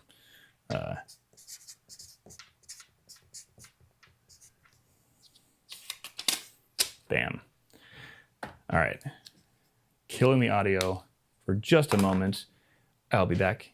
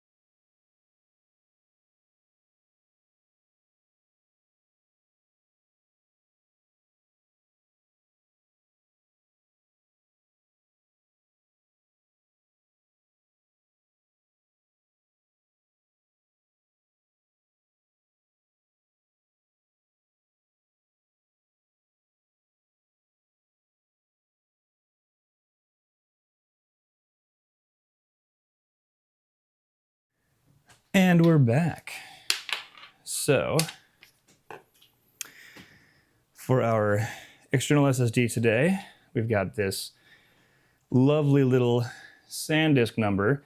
For those of you who remember the T5 SSDs from Samsung, those have been discontinued, and we're all looking for the next SSD that's going to work out well as the external thing. So this thing, which is the second gen of SanDisk's portable 1 terabyte SSD. If you're using an external clamp like this, the rubberized side actually really help it hold in really nicely without being too awkward. And make sure we're still giving ourselves room for our hand, which we are. Tighten that down. Pop our USB-C cable into our USB-C port. Maybe give this one lap around the other cable and then pop it in here. And now we're good to go. So just like that, we have a handheld rig that's starting to really come together. We've got top handle for all sorts of angles of shots. We have power plate for various size batteries, a little bit of extra room here. So if you have a longer battery that goes long, it'll stick out in the same direction as the lens and it won't fall awkwardly to the side or interfere with the handle. We have a external SSD, so you don't have to deal with acquiring even more memory cards you may not have yet invested in. And of course, we have our base plate, which helps keep the weight centered underneath where the actual lens is. So while we're out and running and gunning and shooting, this is a pretty decent sort of minimalist setup. I'm gonna go ahead and pop a lens on here so you guys can see. Once you actually have a lens on here, this issue of the battery causing it to fall to the side largely goes away because you actually have a little extra weight in the front, which is nice. So once again, just for the sake of showing a nice big lens that we're working with here, we're gonna use our anamorphic once more. And with that weight, look at that. Now it, oh, yeah, I spoke too soon. Oh, goodness me, see? Okay, cool. So we're right on the edge in terms of whether or not this thing is gonna try to fall to the side of where this battery is. If you needed to, you could always mount this using the other mounting point a little closer to the center. And with a nice NATO rail, you can always slide the handle over to compensate for moving this further this way. So we do have a few options in terms of how this gets rigged up. But even as of right now, with a 100 watt-hour battery or so, and a nice 1 terabyte SSD, we can now take this out. Now, this isn't exactly the same Clandestine setup we had earlier, but this is a run and gun cinema rig with a anamorphic lens on a full frame sensor, external battery, so you can run for well over an hour, possibly even 2, and a terabyte SSD, so you can shoot your 6K raw footage and not worry about being like, oh no, I have to pop memory cards constantly. So this is definitely kind of my favorite base build, though there is one extra step, because now if we wanted to attach something like, say, a top monitor, we could attach it to the handle here if that was important to us, though on this particular body with the screen that flips out, we might not need a top monitor, which is very nice. And if I wanted to attach a microphone to this, like an external shotgun mic, we're basically now looking at attaching it to the top panel because we're sort of out of places to attach stuff, unless I maybe attach to our side NATO rail here, then it's gonna stick out like so, or it's gonna stick out super high off the top. It starts to get kind of awkward. So I will show you how I prefer to do this right now.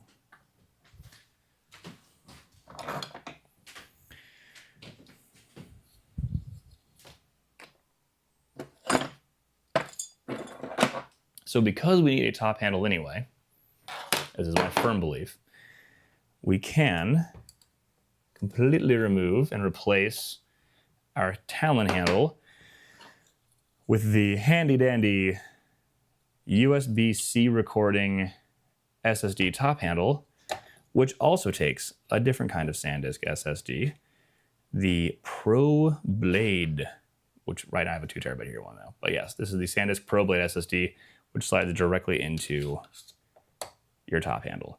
So then you combine two things at once. So now you don't need any of this side loading. Here we go. There you go. Now you don't need this external SSD over here. It is kind of an internal external SSD that actually goes directly into your top handle now. And you simply snake around your USB-C cable, and here we have an even more neat and tight little rig with our SSD top handle. And this allows us to attach a microphone, which I'll run and grab right now. Heck yeah, Ankit. Yes, I'm so glad you love this SSD too. This SSD is crazy fast. I will be doing another video as well, showing some data management tests. I have attached this and a bunch of other different kinds of SSDs to my Ursa Mini 12K, which can kick out 8K 120 frames a second, like BRAW 5:1, which I think is the single largest data rate it will kick out. Because even in 12K, it only does up to 40 or so frames a second, 36 or 40. So 12K 40 / 12K 36 is not more data than 8K 120. So that is like the perfect camera for testing and just really seeing if you can bog down an SSD. And these Pro Blade SSDs are some of the only, I mean, in terms of what I've tested, it's the only one that actually can handle the like outlandish giant full data rate of what the Ursa Mini 12K can kick out. It's even faster than internal CFast cards. You put in a CFast card like a Lexar 3500Xs, and those will drop frames depending on your record settings. But the external USB-C Pro Blade SSDs can actually take that data rate, which is just bonkers that it can handle that. So definitely recommend for anyone that wants, you know, extended options for where they would actually place or like what kind of record things that they want access to. That's definitely the move. I'm also away from the setup again here, guys, because I'm grabbing some microphones to show you some more mounting options. Because I want to be thorough. I want to be thorough today. You guys lots and lots of choices. Let no one claim I did not show you a great many options. So option number one, we're going to use our mini lock plate here, and we're going to spin around the way this guy's attached. And we're going to put on one of my favorite little run and gun documentary shotgun mics. If I can pop this loose, there we go. The Rode VideoMic Pro Plus. There are a great many options in terms of mics that have sort of like a built-in power situation. Just so you know, there are little itty bitty tiny mics, like this little tiny Audio Technica number that can go straight into our cold shoe mount here. But this is like a little unnecessarily tiny given how big this rig is. This is definitely more of like a mirrorless body. If you had something like, I have it right here, in fact, because I'm doing a different demo. If you had something like our tiny little R50, this might be a better suited mic for attaching directly there. However, and it's also not a powered mic. So this is a passive mic that's going to really make use of your internal audio amp inside of the camera. So this is going to be your least impressive mic. I don't recommend using a non-powered passive mic on a camera like this. Then we have things like a different Rode video mic that is powered, and when you plug it in, automatically recognizes and kicks on when you connect it to the camera. But again, it doesn't have a separate gain function, so you're still relying on the camera's internal audio boost. And if you've ever cranked that thing up and heard that hiss that rises, that is the noise floor that you really don't want to be dealing with. So what we are going to do instead is stick to our mini locks. And if we are using a 3.5 millimeter aux cable style, microphone. We're going to stick with the VideoMic Pro Plus because it has this really cool function that I highly recommend working with, which is a plus 20 decibel gain. So you pop that on, the mic itself cranks its power way up, and the sensitivity goes way up, and then you can turn your camera's internal mic sensitivity way down, thus saving you, oh wow, I flipped those the wrong way. Anyway, you turn this on, thus saving you dealing with that noise floor issue when you're actually trying to record audio later on. So now we have the rig as I very often carry it around, especially for documentary work, where we have our microphone that's actually nicely up and sort of a little bit up and away from like the center lens and stuff. You can still very easily, I'll show you in the overhead camera here, you can still very easily get your hand into and around the microphone and the battery plate, which is a very common problem otherwise, dealing with these top accessories crowding the daylights out of that top handle and you can't really get a hold of it. Especially with the mic, you don't want to be like bumping that thing and having mic rub sounds from your fingertips touching it. So you want to make sure you have a little bit of clearance here between these objects so you can get a hold of this thing just fine. And we have freed up a mounting point here if we wanted to put something like a monitor on top, or if you're sticking to your built-in monitor, which, by the way, this is on a separate NATO, so you can always slide this forward. You can get longer USB-C cables if you need to. But yeah, while you're operating, you can still see this monitor just fine, which frees this up to even allow you to put like a wireless transmitter on there if you need to actually send an HDMI feed out to someone like remotely. So as our rig builds out and we have a great many accessories, we now have the ability to get decent quality audio, super long recording time from the battery, super long recording time from our external SSDs, plus very much ease of offload. Though this is not a standard USB-C connection, I mean, we have this like unique pin set here, which is different from our other external SSD, which just had a USB-C right here. But the cool thing to note about these SSD top handles is that if you take them off of the camera, you can still, let's zoom in on this for you.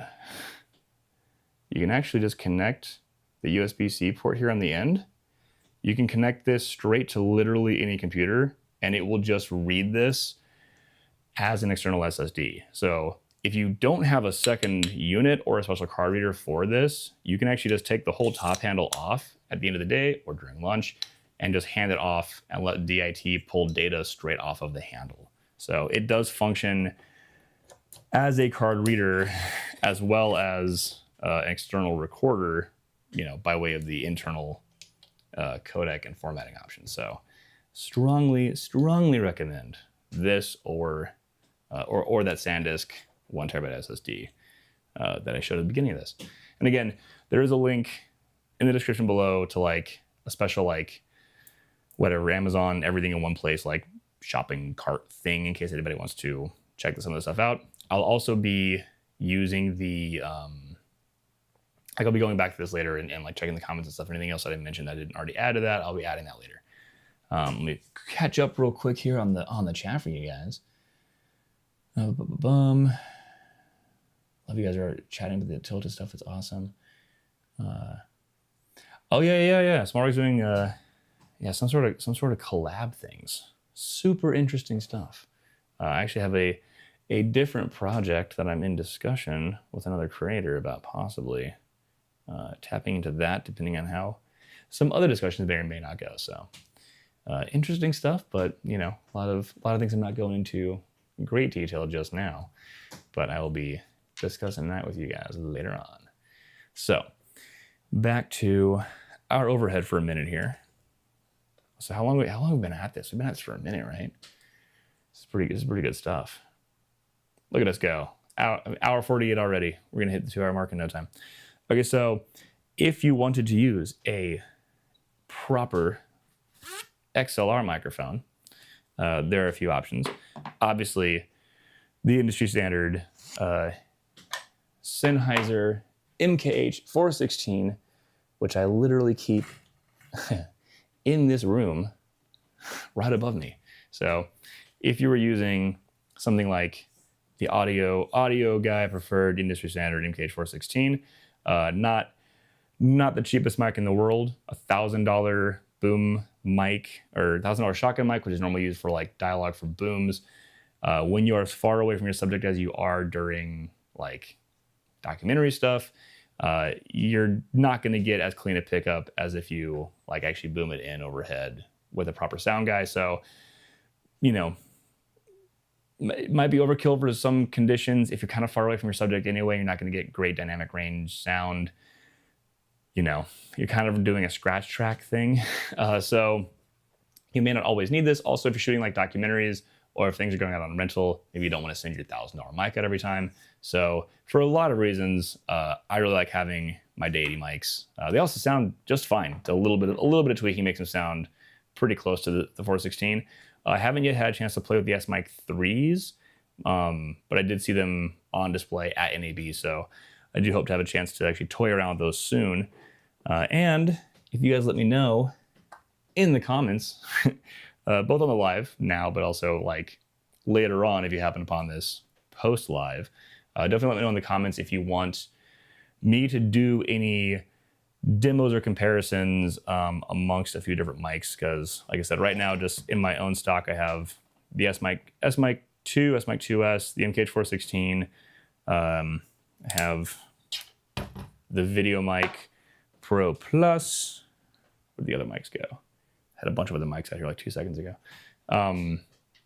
As well as, yeah, here they are. This less bougie Rode video mic and this even less bougie, is it a Tascam? Turnstile Audio. It's a little tiny turnstile audio mic. So I could do some mic comparisons for you guys, which I actually should do anyway for someone like the creator space when they're figuring out like when to use a lav, like what I'm wearing here, or when to use a proper like professional lav with a wire and a proper transmitter pack, versus when to use a shotgun mic or onboard or when to boom. So maybe I'll make that video anyway, but I also have a ton of stuff I have to make for you guys. So you guys kind of let me know what it is you're interested in me actually like doing and steering for future streams and or like proper edited videos. This is obviously much easier for me to do on stream because if I'm streaming, I can just chat with you guys and talk to you in real time about stuff. So all that being said, let's clear this junk out and show you the actual thing I was trying to show you, which is this guy.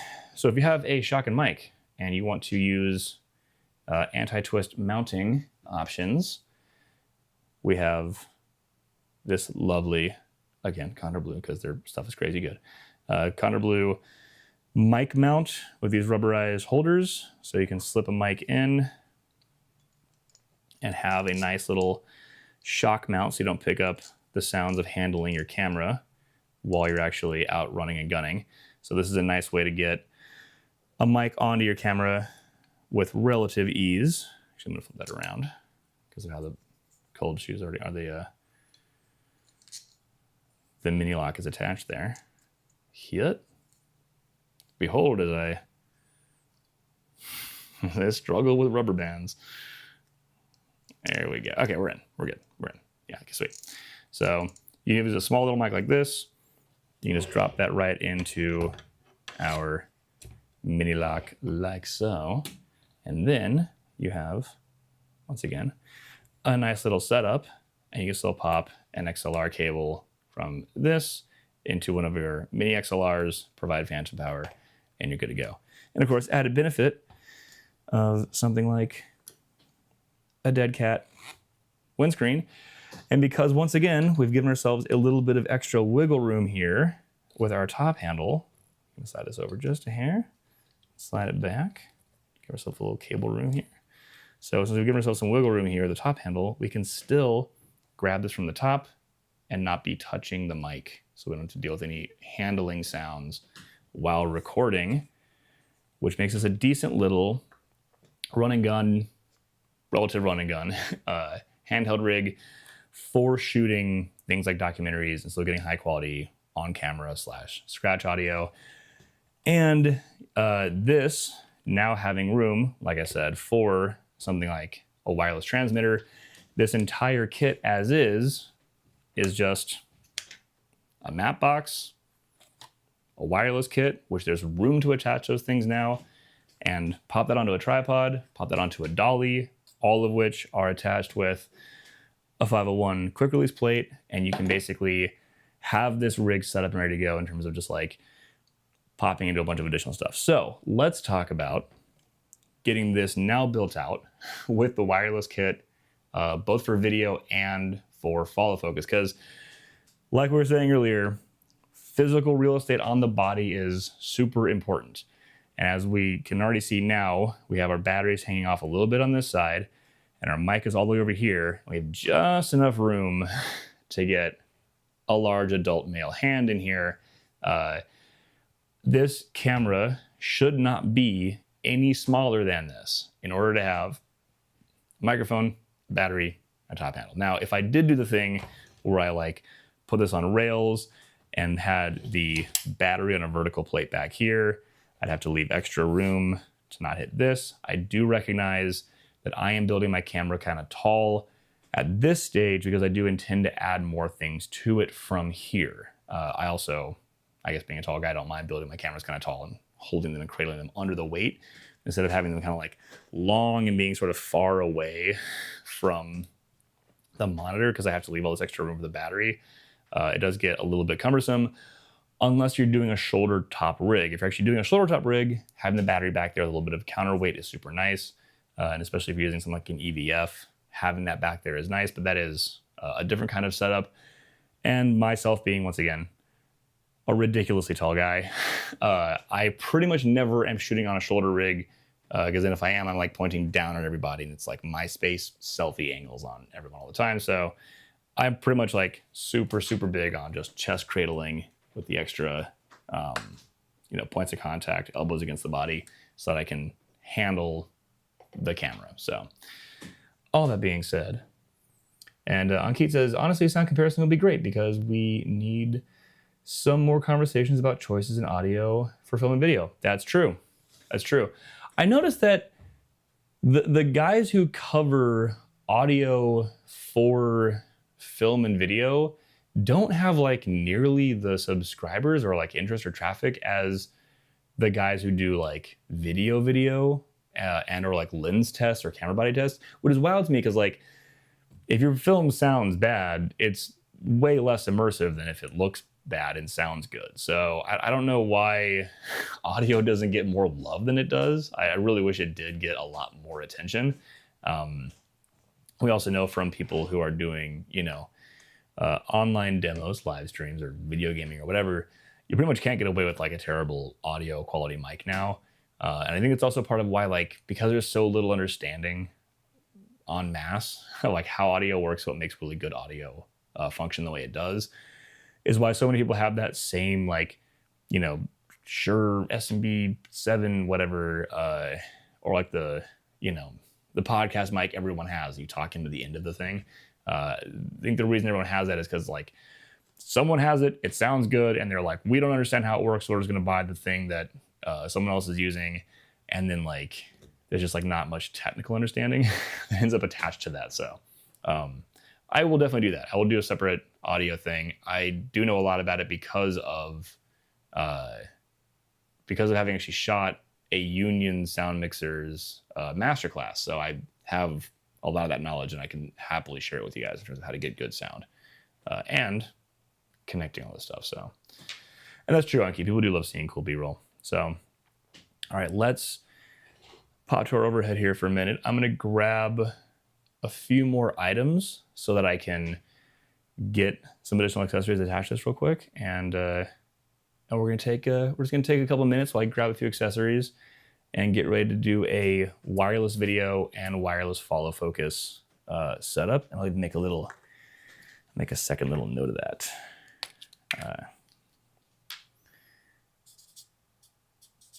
Wireless kits up next.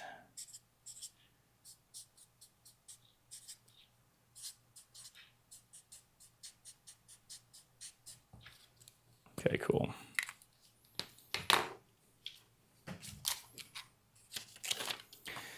Y'all will appreciate this yet again, and this. Bam and bam. I'll leave that tilted, it's fine. All right. I'll be back.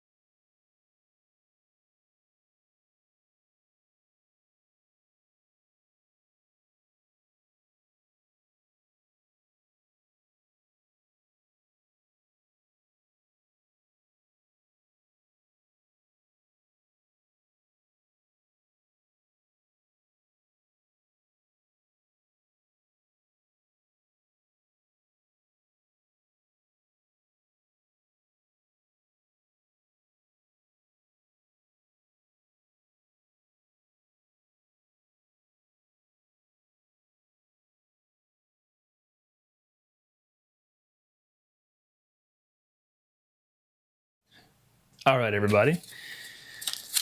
We are back, and we're gonna finish up with our big rig, and then we're going to knock out the DJI Ronin setup, and then we're gonna go from there.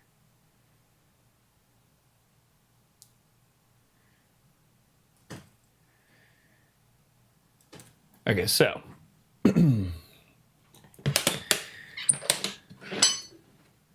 for this, we want to go ahead and attach a transmitter. And you know what? Let's use this one. This is the easier one to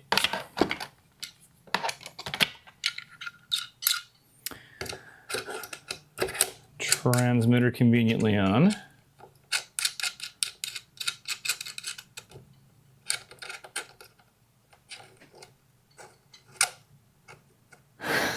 I'm cute. It was quiet for so long. When I said, "All right, everybody," it jumped. That's so funny. Yeah, sorry. I could have eased into that maybe a little better.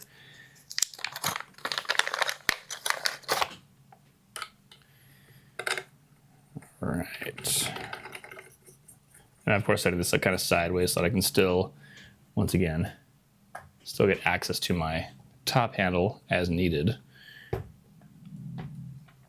I do love having the wireless transmitter on the top highest point on the rig, obviously the clearest, most open area when it comes to the clearance for the transmission.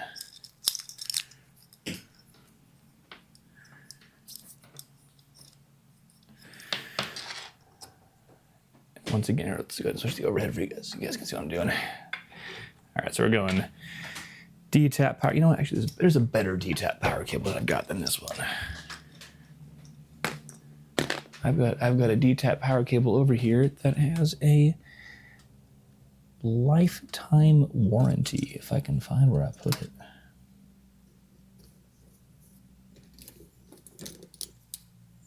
Here we go. And this is the one I want. Oh wait, not that one. Ha, fake out. Oh, there it is. Got it. We're good. These iconic blue cables, as you know. Big fan. Lifetime warranty. Can't beat it. All right, so we have our power cable from our power distribution battery plate straight into our transmitter. And we have our HDMI cable straight from camera into our handy dandy transmitter as well.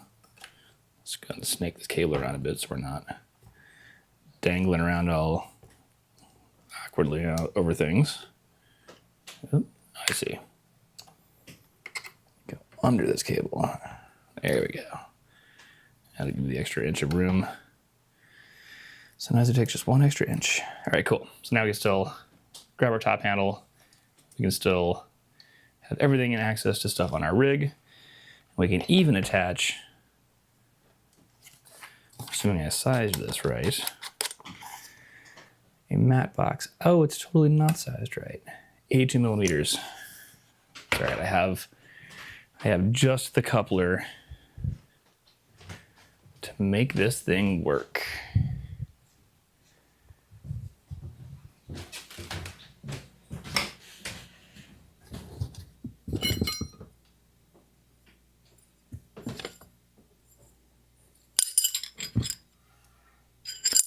There we go.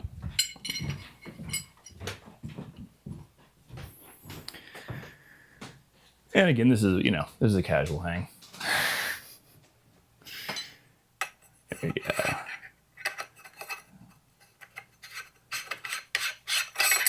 Throw on our 82, where you at? Get in there. There we go. 82 millimeter filter thread to 95 millimeter adapter. Now we can have nice things. So now our rig is looking a heck of a lot more like a traditional cinema rig. We have a matte box, which, as you know, is the main difference between a $500 client and a $5,000 client. We have our, I'm pretty proud of this little setup here. A mix of overhead and normal vision here. We have matte box, cinema lens that is a anamorphic. We have built-in shotgun mic, not obstructed by anything on the actual rig, not touching the handle, our wireless transmitter, battery to power all the accessories and things, and obviously the built-in monitor flips up and is daylight bright. So in this instance, we don't necessarily need an additional monitor separate from this. So this is basically our kind of everything rig setup here. This is getting perhaps a little cumbersome for handheld, but not impossible by any stretch of the imagination. And what is nice about this is you can take this and now pop this up onto a shoulder rig if you wanted to, thanks to our handy dandy, where'd it go? This guy. So our quick release plate can attach directly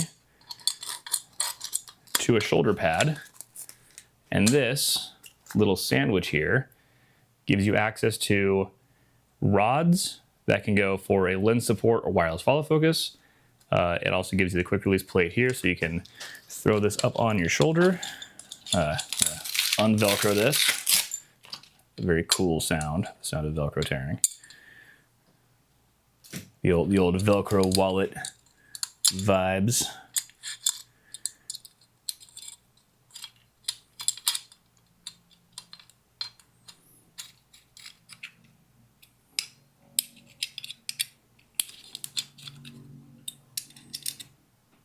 There we go.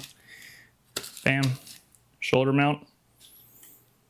And once again, we are able to just side load and lock right into that. And just like that, you have a shoulder pad, so you can get your camera up on your shoulder. Bam. In this instance, I'm just kind of demoing this because I don't have the whole like side handles and stuff on here just now, and then with that, you can just as easily pop that loose and release it. And as you know, from undoubtedly plenty of rigging demos in your own workings, that with a couple of rails of various lengths, you can attach a number of wondrous things, including side handles and rosettes and mounting plates for batteries, so on and so forth. So I'm gonna demo this one more time without getting too in the weeds about what an entire shoulder rig could be. Pop this back on the camera, so a slightly easier handhold point. There you go. There we go. This is probably a little bit more reasonable looking. Whoop.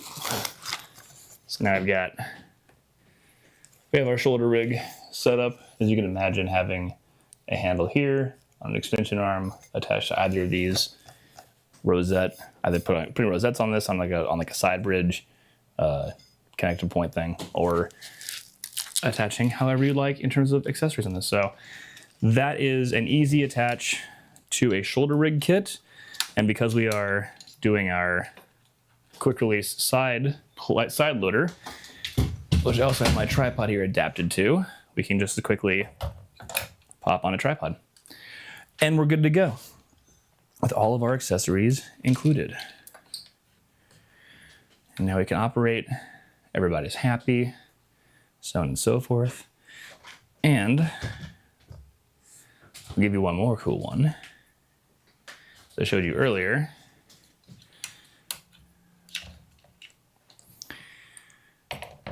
We can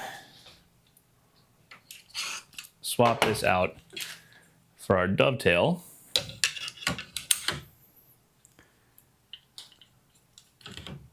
Lock and load. And then when we aren't using a shoulder rig, or if you have multiple units of this, in this instance I only have the one, so we're going to tear down the shoulder rig here real quick. Then we can basically move this onto here and I will show you how. Man, overhead.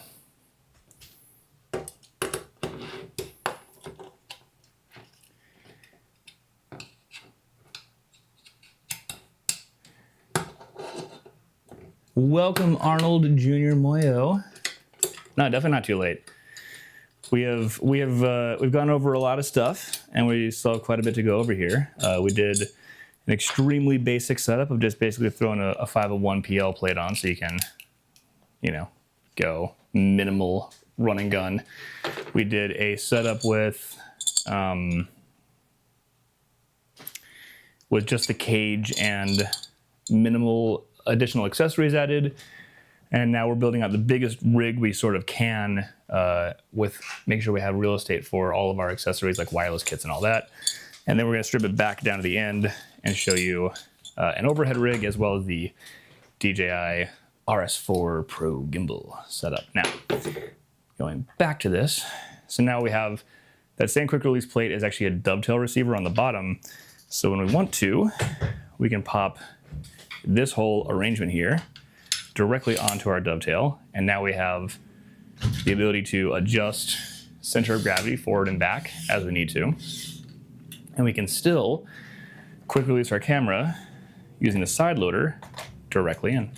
So now, even if we find that our unit is a bit back heavy, we can just slide our dovetail forward or back as needed, find center of gravity.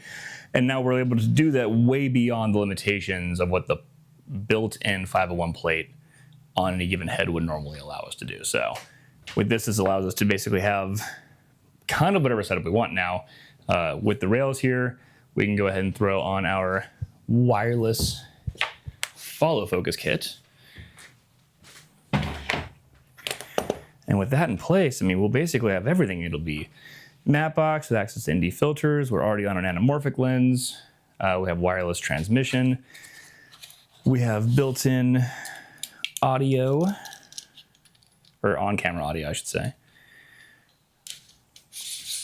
Oh, this will be a great example, by the way, of why we love the side loaders so much.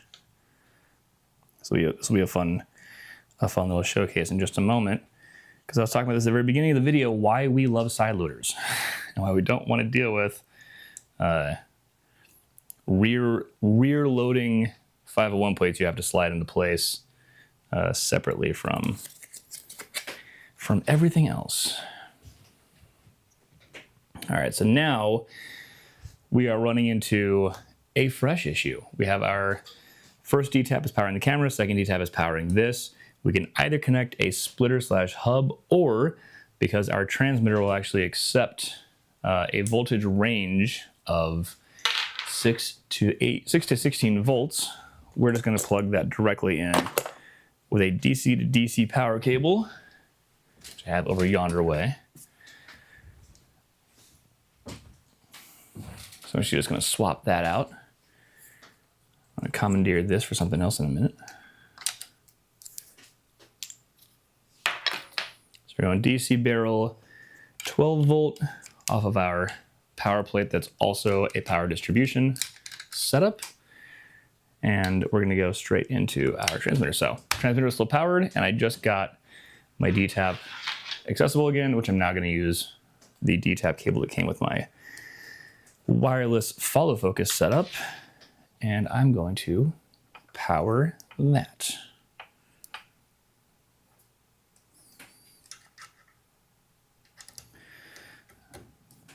All right, so I'll go ahead and give you guys a quick refresher on what all we have here. Full production kit mode here. We've got matte box, anamorphic lens. We have a wireless follow focus motor attached here, so your first AC can pull focus. We have a wireless transmitter here. We have an external battery, as well as room to switch this out for a much larger battery if you only want to swap once or never throughout the day, depending on whether or not you decide to go for something massive like the Core SWX Apex 360, which I mentioned earlier is just such a crazy awesome battery that can handle 24 amp draw, and it's like $1 a watt, which is just like a crazy deal for batteries that are that high quality. External audio, and our power plate is also power distribution, so we don't need a separate distro hub or D-tap splitter for this. I guess the only thing that would be potentially left would be if sound wanted to come by with a Timecode jam sync or Genlock even, and actually tie in permanently to this. Now, if they did want to do that, I'd say, because we're being thorough here, let's go ahead and attach that last object. I think that'd be really cool. So they did want to do that. I would say to attach yet another right here on this side. Mini lock plate, which is still going to be out of the way of our cables. Slide that on. A little space pointing forward there. I'll give you an overhead view of this in just a moment. And I'm gonna go grab my Timecode Ginny boxes so y'all can appreciate this super cool maneuver.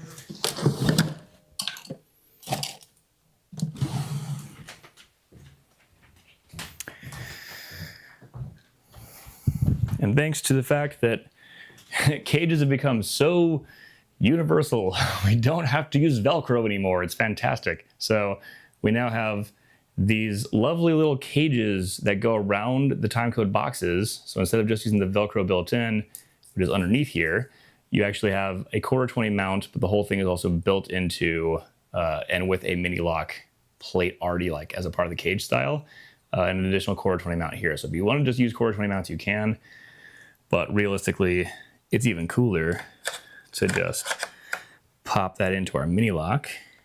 Oops, let's make a little adjustment here in terms of the angle of this guy. This dude's gonna pop in here. It's gonna need a little bit of room. Oh, we don't need room. It's good. We're good. My bad. We don't have to adjust anything. I was wrong. It was perfect already. And just like that, we have audio cable straight into the mic input, which is what we hijacked to get timecode into this camera. And there you have it. Even timecode's included now. So I'm gonna do an overhead here and kind of rotate this thing so you guys can see a little more details of exactly how this guy is connected. Part of what's cool about this is like we're on the tripod now. We have the wireless follow focus attached to our rails. If we wanted to, we could take our battery plate and put it on a rear mounted piece here off these rails as well. And as I showed you earlier in terms of quick releasing and attaching to a shoulder rig, if you move the battery plate to the back, you would get that rear counterweight for your shoulder rig just fine. So popping this off of here, let's do one more quick look over all this cool stuff we've got, which can come right with the tripod, or we can quick release from here and pop this whole camera away from your rails and the follow focus. Now, depending on how your map box is attached, that could also pop you free from the map box as well. So this can be built out in a way that would let you basically do a quick swap between like a full controlled movement, you know, cinema rig, where you've got like lots of support and lots of people that are going to help you with stuff. Again, ignore this brand. This is not something that I endorse or recommend to people. It's just a cheap battery I've got laying around. If you want a good battery that is small, Core is the guy to go with. Just so y'all know, you don't have to put a gargantuan Apex 360 car battery on here, though I love doing that. You can definitely get the Core Micro or Core Minis. They are amazing. So all that being said, basically we have Mapbox, this guy, this biz, powering everything. We have our wireless transmitter over here. You can see our wireless follow focus is connected and powered off the transmitter. We have our audio timecode sync attached to a mini lock, so you don't have to deal with freaking Velcro all day. And my favorite thing to show off is like, if you have a rig, this is why I absolutely love using things like mini locks and the anti-twist things and NATO rails everywhere you can, so you're not relying on like cold shoes and Velcro and stuff. Once your rig is built, experience this thing and tell me if this makes you feel uncomfortable when you do it with your own setup. But once you're built up, can you grab your rig by the top handle and hold it upside down and feel like nothing's gonna fall off? Because the first time that I ever built up a rig with proper attachments and anti-twist things and mini locks and NATO rails, handling it and it all feeling like one solid secure unit, like it was all manufactured this way, that I was like, wow, I actually feel very confident and fine, like holding it upside down and shaking it. When you have a rig that's made entirely of Velcro and cold shoes, that is not a good feeling.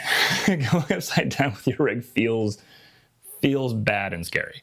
So this is sort of the maxed out rig configuration here. We do still have room to grab our side grip, which is super nice to have at least a built-in side grip. If you are going to go handheld on this rig and maybe someone else is pulling focus for you if you're like fully decked out like this, some people want to have a handle over here, but that gives you like a lot of that like weird micro jitter stuff. So I always prefer to actually just keep my resting hand here for holding the weight up. And then this one is kind of my steering hand, and I keep my elbows tight against my body so that I can do lots of operation and like keep it fluid, keep it moving while someone is actually doing the focus pulling for me. Yeah, Arnold, exactly that. This setup for mini dock shoots is the move. Also, P.S. if you happen to be in LA, the LA area, that's where I am. So hit me up, man. Otherwise, you acquire these tools and build it out, or you can rent it out to the people. That's what you're referring to. But yeah, this is a great setup for mini docks, especially like the ability to throw an anamorphic lens onto a full frame body in a thing this size. Like I know for like FXA shooters and mirrorless shooters and like cell phone shooters and Osmo like content creators, this seems like a super crazy giant cinema rig. When we do our Pixis video, we will really see how big things can get. But like, and or the I'm also making Ursa Mini video as well for my OG Ursa Mini homies that are out there still doing stuff. Because I love the Ursa Mini still. But like compared to like a Venice 2, for example, right? Like this is a very manageable rig for shooting what would be like proper super high quality like cinema level footage, especially with like I said, anamorphics and stuff on the full frame. So appreciate that comment in the comment section, guys. Okay, so from here we're gonna tear this all the way back down. I'm gonna show you guys the super like ridiculously easy way to set this up, or really any camera that's in any cage, to set this up as an overhead rig. And then from there, we're gonna pop it up onto the DJI Ronin RS4. Is it called Ronin? The DJI RS4. And then we're gonna be, I think pretty much there in terms of this this stream. So still have a couple more setups to do. I'm gonna hydrate just a little bit here. And a reminder to you guys, if you haven't hydrated, definitely hydrate.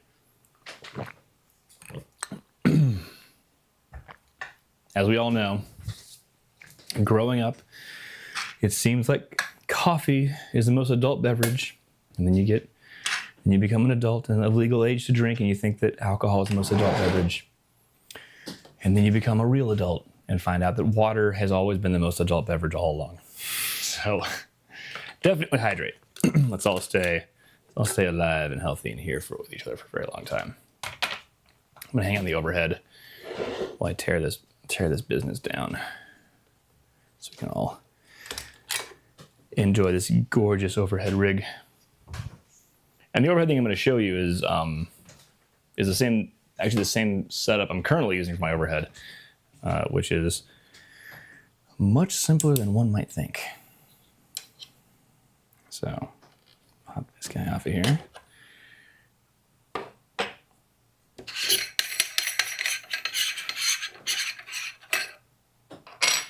I should have some elevator music to play for you guys during teardown.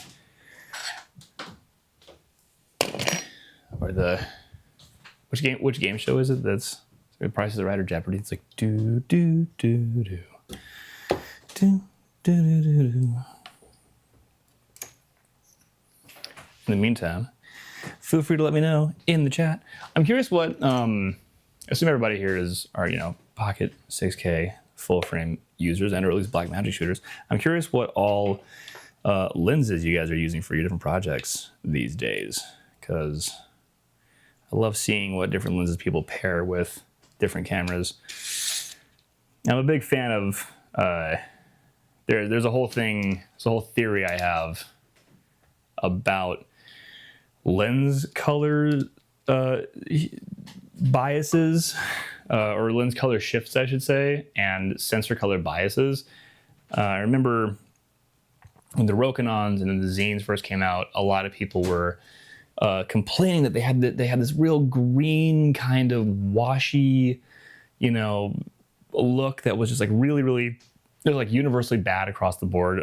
No matter what they shot, it all looked like terribly green and terrible and bad. And I realized pretty quickly, like I was using those lenses on my Blackmagics, they all looked great on the things that I was shooting, and I was like, I know this isn't just me being like, I know how to shoot and they don't, because everyone knows how to shoot, right? But the reality of the matter is, at the time, the Sony A7S, especially the A7S II, was extremely, extremely popular. And the A7 series, especially at the time, had a pretty intense green bias on the sensor. So any lenses that skewed a little green would have a pretty rough, like, overall green wash. And given that that's the case, you'd end up in a situation where you're like, oh, there's all this extra green in my shot that I can't just like easily grade out.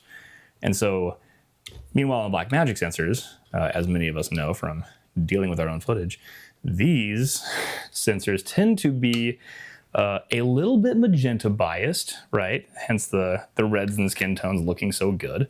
So when you have a lens that shifts or skews a little green, it actually neutralizes really, really well on a sensor that otherwise tends to like have a bit of magenta bias. So things like Zines, Rokinons, the DZO lenses that have a little bit of like a cyany or greeny sort of tint, especially the Sigma Art lenses, those definitely flare in like the blue-green range, which is part of why like they look really sharp and contrasty, but the colors look really natural and like neutral on a Blackmagic sensor, and that is why. So you may notice if you put something like, like Canon K35s or some like the warmer vintage glass, like the Takina, like 11-16, those tend to be a little warmer, kind of a golden-y kind of look to the lens, and then we put that on a magenta bias sensor, you get this very like sunset pinky wash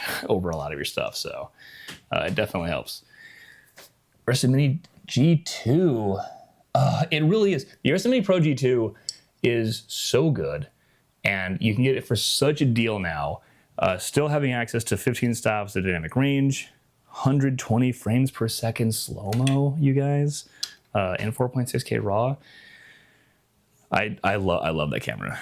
Yeah, I'll never give mine up. My Ursa Mini 4.6K G2.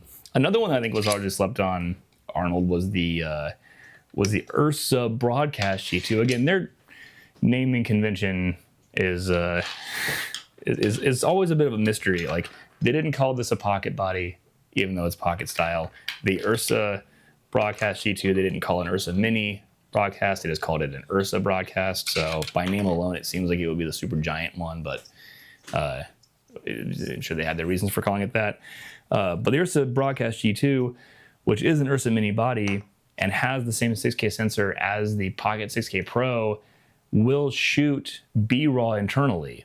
And so like that also could have just been the Ursa Mini 6K, but people don't think of it or know of it as that. They only know of it as, oh, it's this broadcast camera. So yeah, that's another one I think people definitely slept on, is having access to an Ursa Mini 6K, because a lot of people love the Pocket 6K sensor and the Pocket 6K look a lot.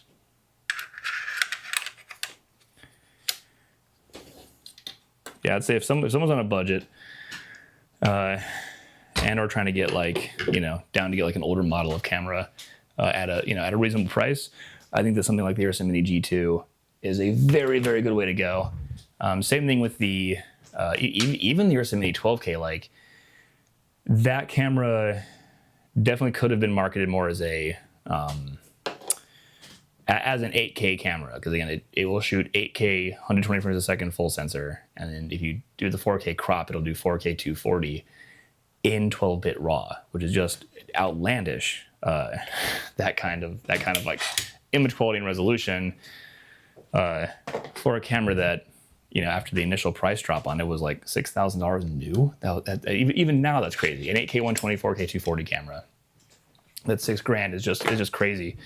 And that camera came out in 2020. That we've had 8K 120, 4K 240 since 2020. And I think because, you know, they really, really heavily lean into like, look, it's 12K, it's 12K, look how far we can zoom in on 12K. People like didn't even know. So even during, you know, the slow returning to work after the lockdown stuff, like while I'd be on set, and people would talk about like, oh yeah, did you see this Ursa Mini 12K thing? Who needs 12K? They'd say. And I would always tell them, well, okay, ignore the 12K for a second. What are your thoughts on a camera that can shoot 8K up to 120 without any compromise in terms of cropping, or up to, you know, 4K and 240? And they go, what? It can do that? Yeah, yes, it can. So again, just a question of marketing. If I were in charge of that, I would have said, hey everyone, here's an 8K camera, and then maybe now, you know, 2025, 2026, then be like, hey, firmware update, we've unlocked the rest of the pixels on that camera. Now that 8K is becoming more of a standard, and things like, you know, Canon's new 7K, you know, mirrorless body, it's like, great, now we've unlocked the rest of the pixels. You can now have access to 12K without having to buy a new camera. That's a cool idea. But alas, here we are.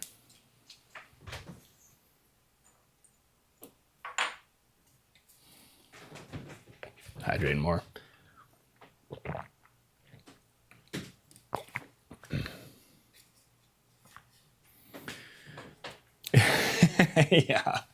Yeah, and Keith, that's exactly right. Blackmagic is like the most like, oh, I didn't see you there company.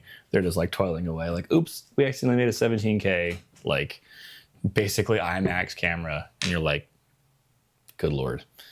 Yeah, I don't know where the tech is gonna even stop. I mean, they surprise me constantly with their like innovations and other things. We're gonna take this, we're gonna pop this off of here because we are now strictly going for, like I said, the stripped down but still in a cage in case you want to attach accessories, as well as a overhead rig.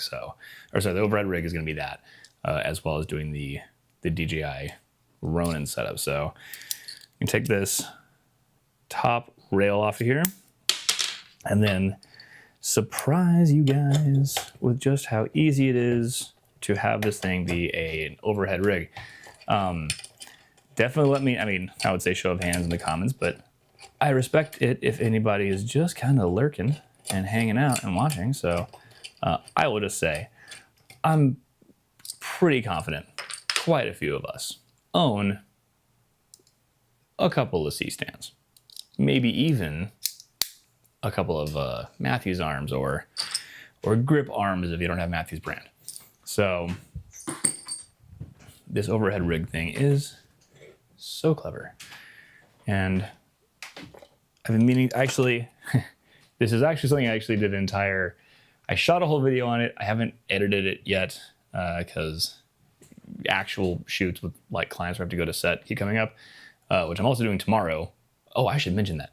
Tomorrow won't have a stream. I'm gonna make a post about that because I'm gonna be on set for one of my clients who I'll be doing another interview with later on. So today is the big long stream that'll let to tide everyone over for a couple days, and then I should be back on Wednesday. But continuing with our overhead rig, because that is what we're here doing. Let me grab my handy dandy box of gizmos. Grab this guy. One of these. Cool. Yeah, perfect. Okay. So, oh, and I need a quarter 20, or sorry, a 3/8 mounting thread as well. I'll take this one. That'll do. That'll do. Okay, so for our overhead rig, we simply need a NATO rail on each side of the camera. So we already have one here because someone at SmallRig was not asleep that day. And since this is already very much like a NATO rail, they actually did this one. This one, however, which is also very much like a NATO rail, isn't a NATO rail, and I don't know why. We're gonna make it a NATO rail now. So using our ARRI anti-twist pins to drop in there, and the negative space on the bottom of our little Condor blue NATO rail, we're gonna drop that in, and we're going to make this into a NATO rail side. If I'm not mistaken, haha! If you are a memory card fan, you can still get access to your memory card even with a NATO rail here. So once again, no idea why they did not just make that a NATO rail at the time. But again, this is not a episode simply critiquing the cages we do have access to, but more showing us how to do cool stuff with the cages we have access to. Now,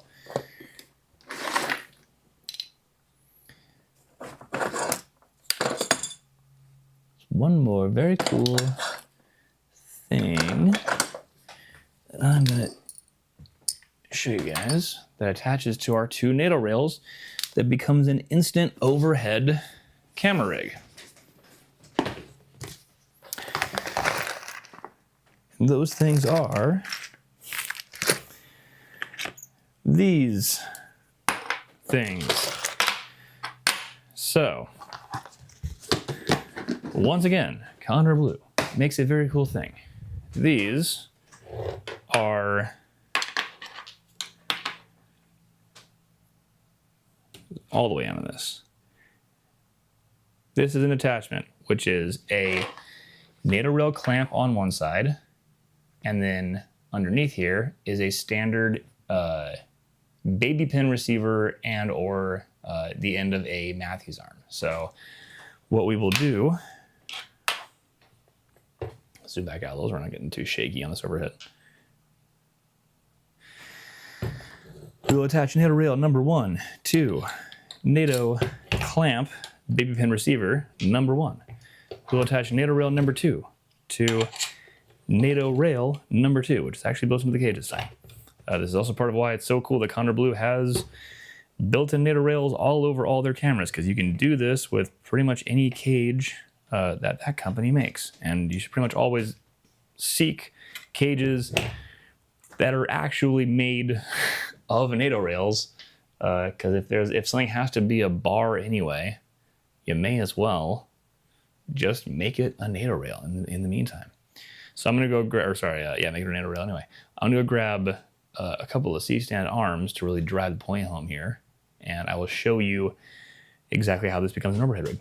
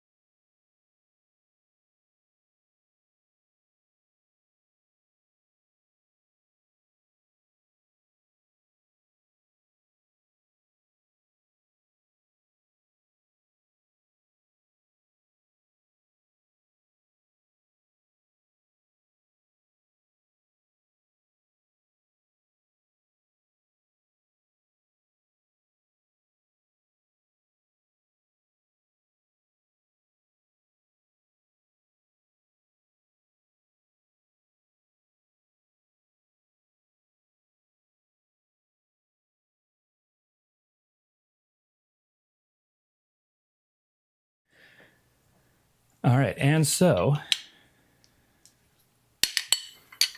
we have gone downstairs and acquired a couple of Shorty Matthews arms. And these could, of course, be the full length, 40-inch Matthews arms as well.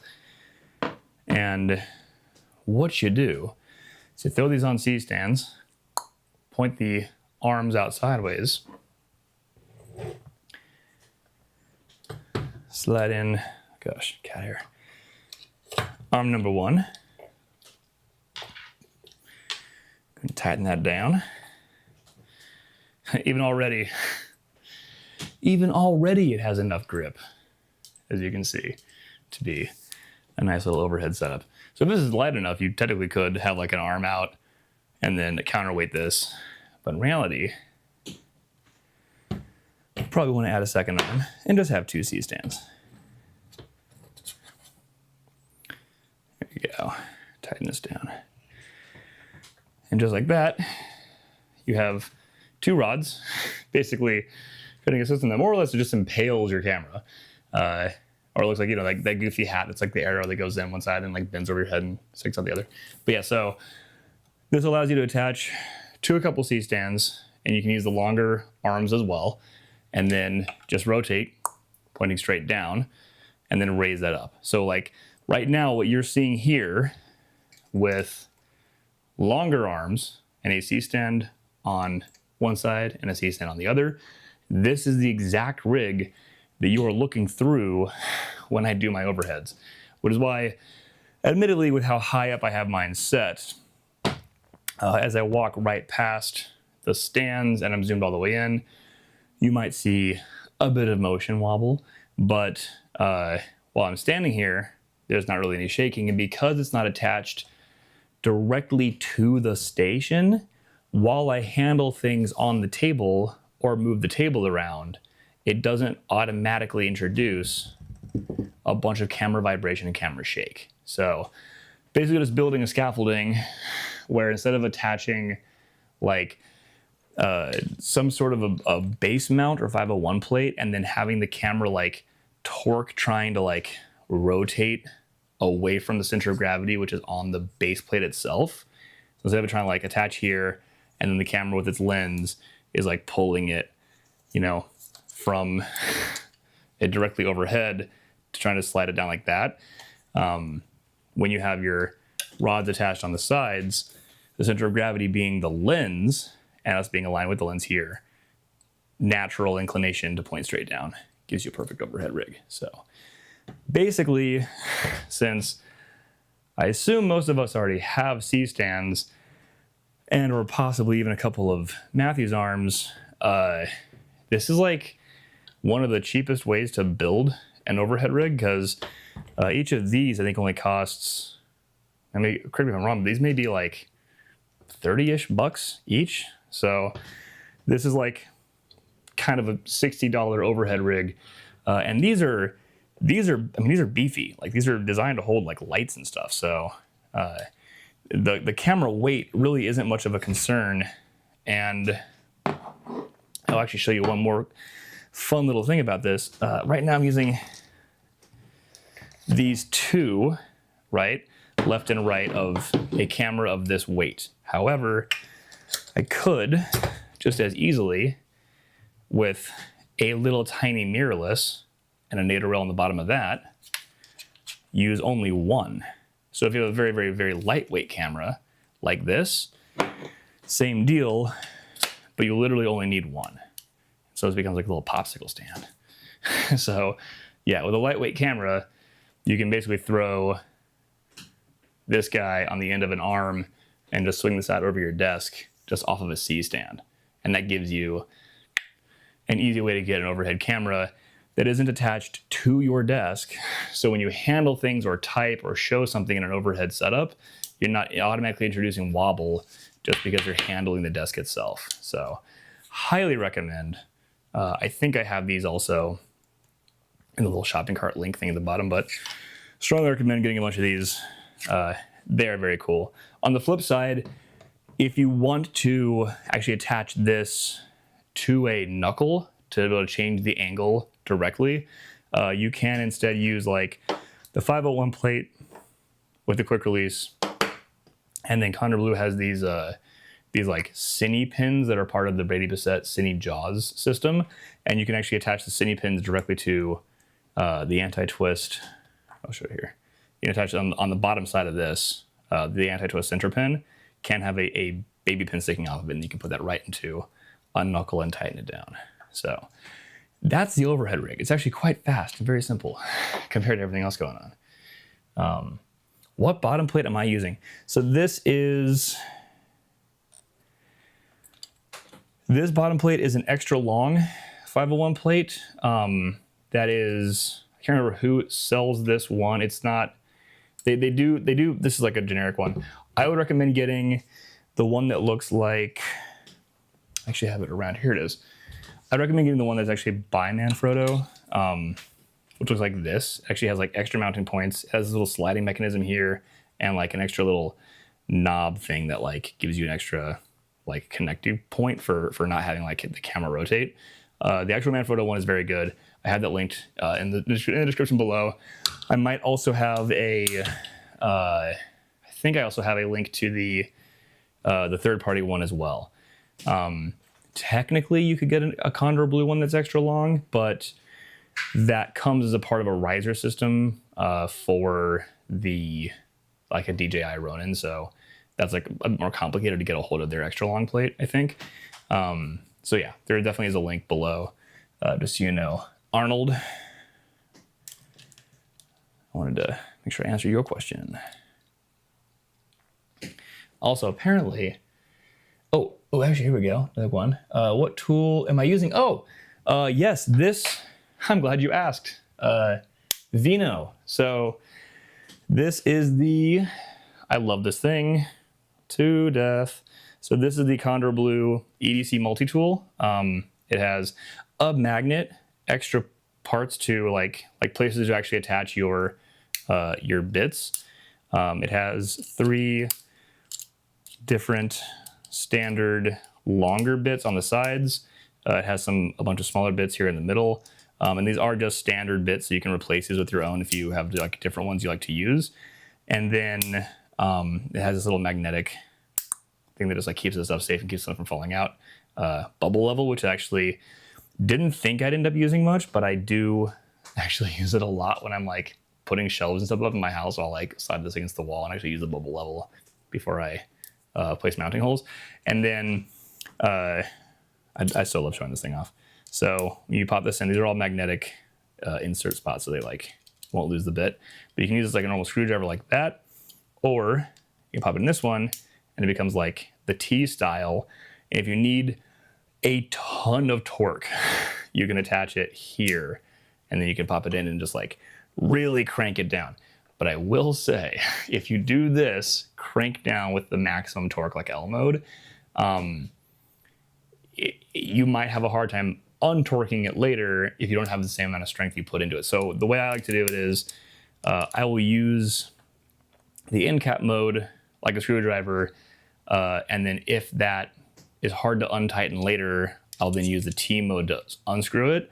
Or if I need extra torque when tightening something, I'll use the T mode to tighten and get the extra torque like so. But I will never use this to initially attach something, because if it over tightens and then like the metal changes shape or size because of like temperature fluctuation, you then used all of your torque ability to get it in place, then it got tighter and you can like never get it off again. So I definitely recommend using the end cap or the middle cap to attach things and only save the maximum torque for like disconnecting stuff later if it gets stuck. Definitely learned that the hard way. So strong recommend, just so you know. But yeah, good question, Vino. I feel like I need to catch up on a bunch of these. Also, I believe earlier on, Pearl Farm, Lofty Coast. Oh, Lofty Coast popped in. I totally missed these earlier. Well, Lofty Coast, I apologize. You were here during the cat AC section. I totally missed your comments. I'm sorry. I'll do better next time. You said a little like extra alarm. Like top fans responding, Lofty Coast and on Keat showing up, popping in number ones. Definitely gotta make sure I'm seeing your messages more. I am still admittedly learning a lot about live streaming, so this is my sixth one. Happy to be here doing demos and stuff for you guys, but definitely as we go, I'm like figuring out how to do this and manage the chat and stuff more. So this is definitely a process and a skill set for sure that has a bit of a learning curve. We're getting there. All right, so because you know, I'm here in this magic internet box talking to you, but I am in fact just a guy who shoots films, just like you. I just happen to enjoy talking to strangers on the internet who are now my friends. You guys are all friends now. We're cool. We're vibing. All right, so let's do. We did minimal running gun. We did guerrilla style minimal running gun. We did rigged up handheld. I showed you the shoulder rig. We talked about getting it onto tripod, which is the same for dollying and jibs. We fully kitted it out and decked it out with everything you could have for like a production, including wireless transmitter, audio, timecode, wireless follow focus, all the good stuff. And we stripped it down for an overhead rig. So now, probably what a lot of people have been excitedly waiting for, and people might be popping in even now from the autofocus videos, is the gimbal work. Because with the new autofocus firmware, for those of you who are willing enough to risk taking that and trying it out. Oh, speaking of which, I will get a link updated soon. I actually had to upload that video right before I went live, so there will be a link under that video soon taking you out to the Blackmagic download page for that. So in the meantime, let's show you guys how I like to set this up on my gimbal so that y'all can follow suit, or, you know, let me know in the comments if there's any like cool suggestions that you might have for changes on this thing. Because balancing is an art form. I appreciate that, Ankit. We like just a guy. Thank you. Not trying to be all pretentious or gatekeepy at anybody, really, ever.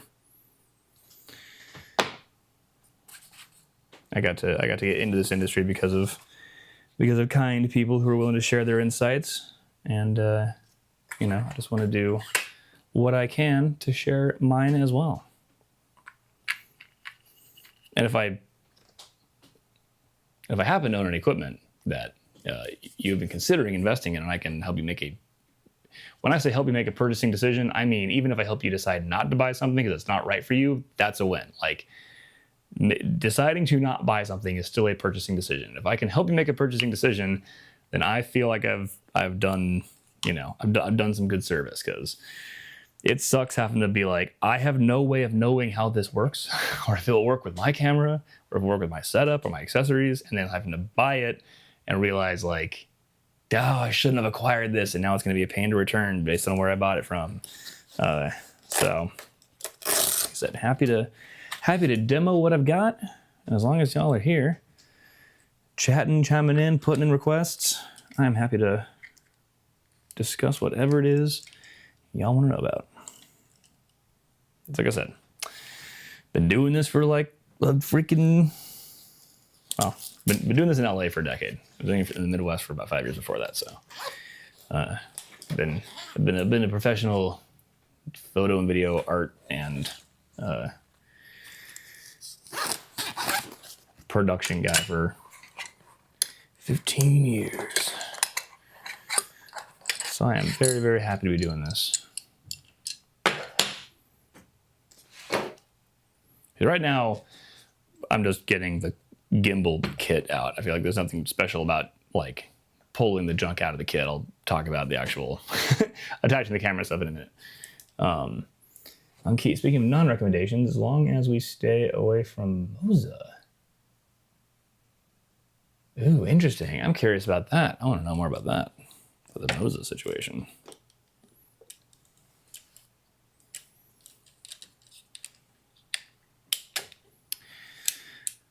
All right. Definitely need to swap out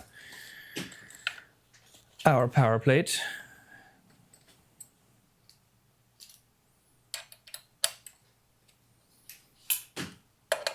So the overhead rig just starts to look like messy desk mode and not like a super slick like studio setup. That's all right.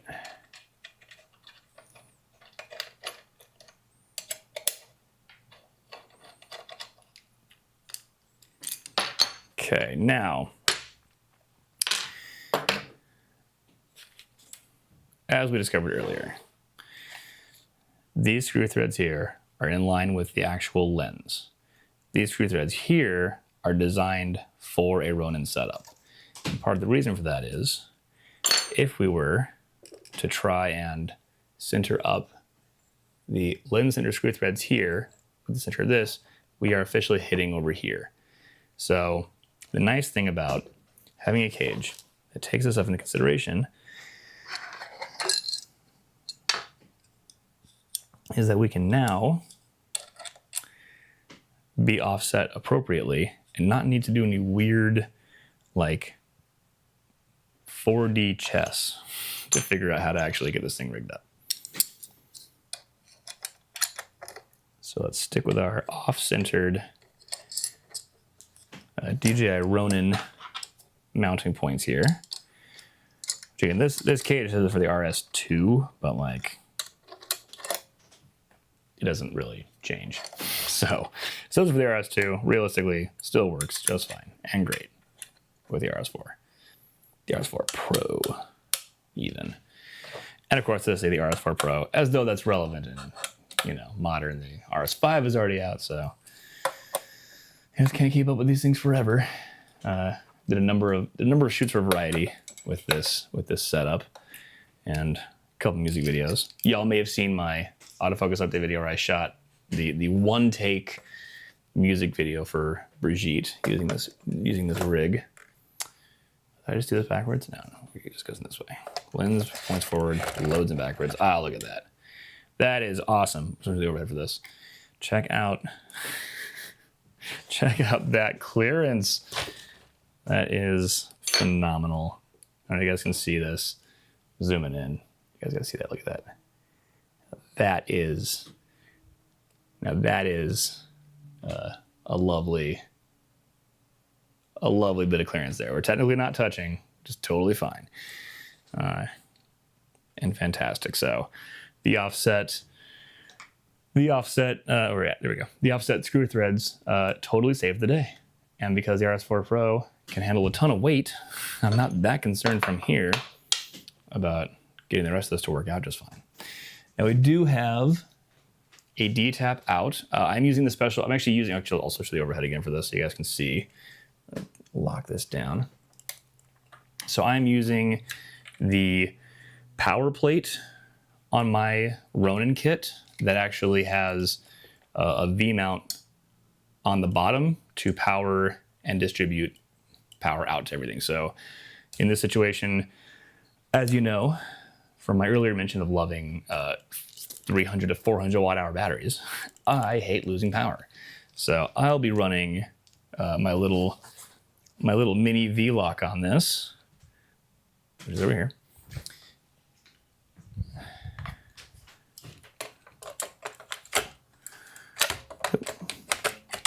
There we go. And we have some nice clearance here, so we're still not hitting even with the V-mount here. We can even swing it and see. Not hitting there, not hitting on the side. Which again, we'll dial this in very specifically later, but a mini V-lock on the bottom of this still works fine. No clearance issues so far. And then we're going to power the camera once again using our handy dandy lifetime warranty cable. It's so funny to me. I always say that it's kind of like almost a joke to me. I think Condor Blue makes a ridiculous number of super cool things, and it is so funny to me that every time I mention them to people, everyone's first reaction is like, "Oh yeah, they have the really good cables, right?" I'm like, dude, they make much cooler things. And the cables are great. Don't get me wrong, but I guess the cables are kind of a gateway drug for everybody. Everyone knows the cables more than anything else from this brand. That and the mini locks, which are also phenomenal and I highly recommend. So actually, let me leave a little gap here. I want to make it where I can't actually adjust as needed. Once we get going. There we go. Okay. All right, so we have power. We can still slide our camera forward and back with the inching knob. We still have clearance. Nothing's connected. So far we have camera, external batteries and power everything, and we have our cable to the battery plate.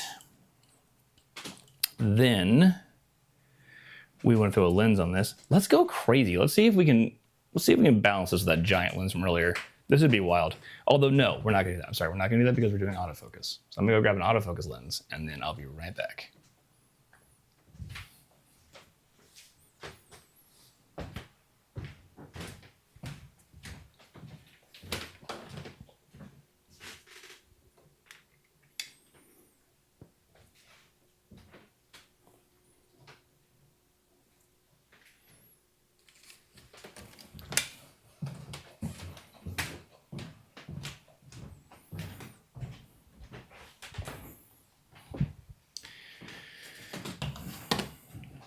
I got a couple of options here. We can either go totally crazy, 24 to 70, f2.8, which since we are on a full frame sensor is a viable option. I do often like using the Sigma 18 to 35 for this, but that's currently what I'm filming on with my Pocket 6K Pro. So can't attach it to the camera because it's being used on this camera you're looking at now. The other option, granted, of course, you know, that is a Super 35 lens, so you have to be at 28 to 35 millimeters to have full sensor coverage. The other option being our Tokina 11 to 16, also a crop lens, but at between, I think, 14 maybe, definitely 15 and 16. It will cover the full frame sensor. And since using a gimbal is so much fun with a wide angle lens, I would normally use this with the Tokina 11 to 16. But we are showing cool stuff and proving things today. So we're gonna use the unnecessarily large and heavy from the viewpoint of this use case, 24 to 70. So let's use the heavier lens so I can prove to you guys that this is great.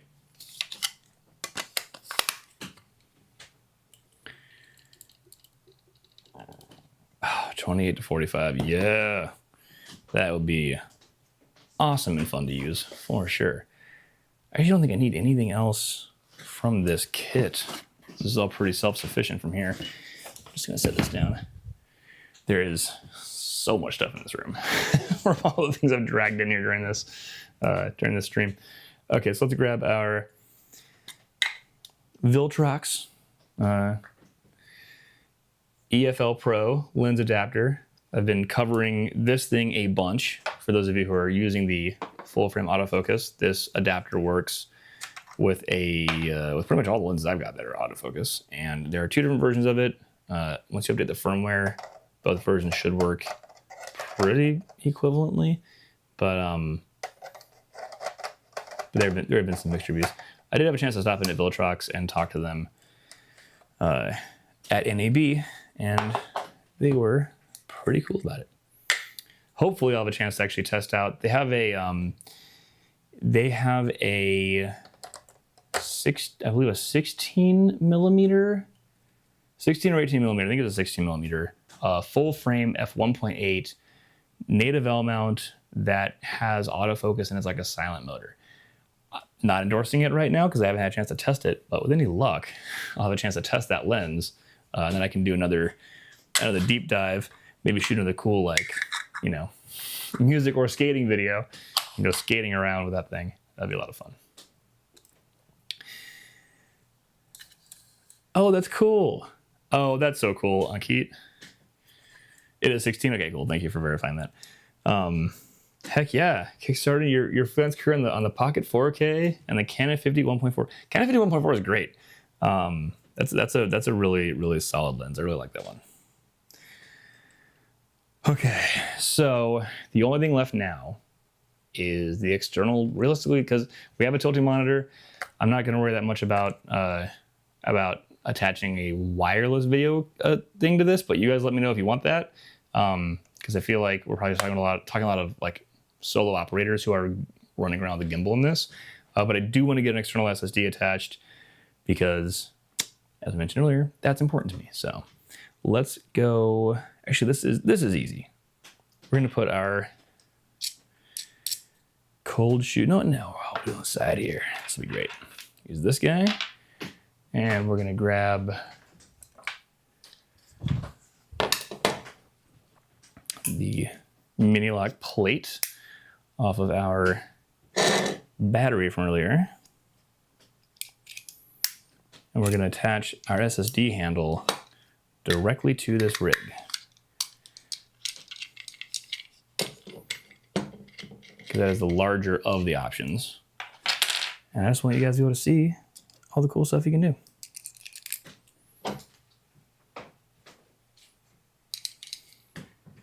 Oh yeah. Honestly, on key, and really everybody, right? Like I think that like pretty much every lens when it's wide open gets a little crazy. I think that like maybe these ones are pretty sharp still. The Sigma Arts are still pretty sharp at 2.8 wide open, but which includes like the 7200 and the 24-70. But yeah, a lot of lenses are like, let's say beyond vibey when they're wide open, and then you're kind of stuck doing a lot of chromatic aberration, and the lens can look like it has a little bit of like glaucoma sometimes. So yeah, I definitely agree that pretty much every lens it's worth stopping down 1 or 2 stops.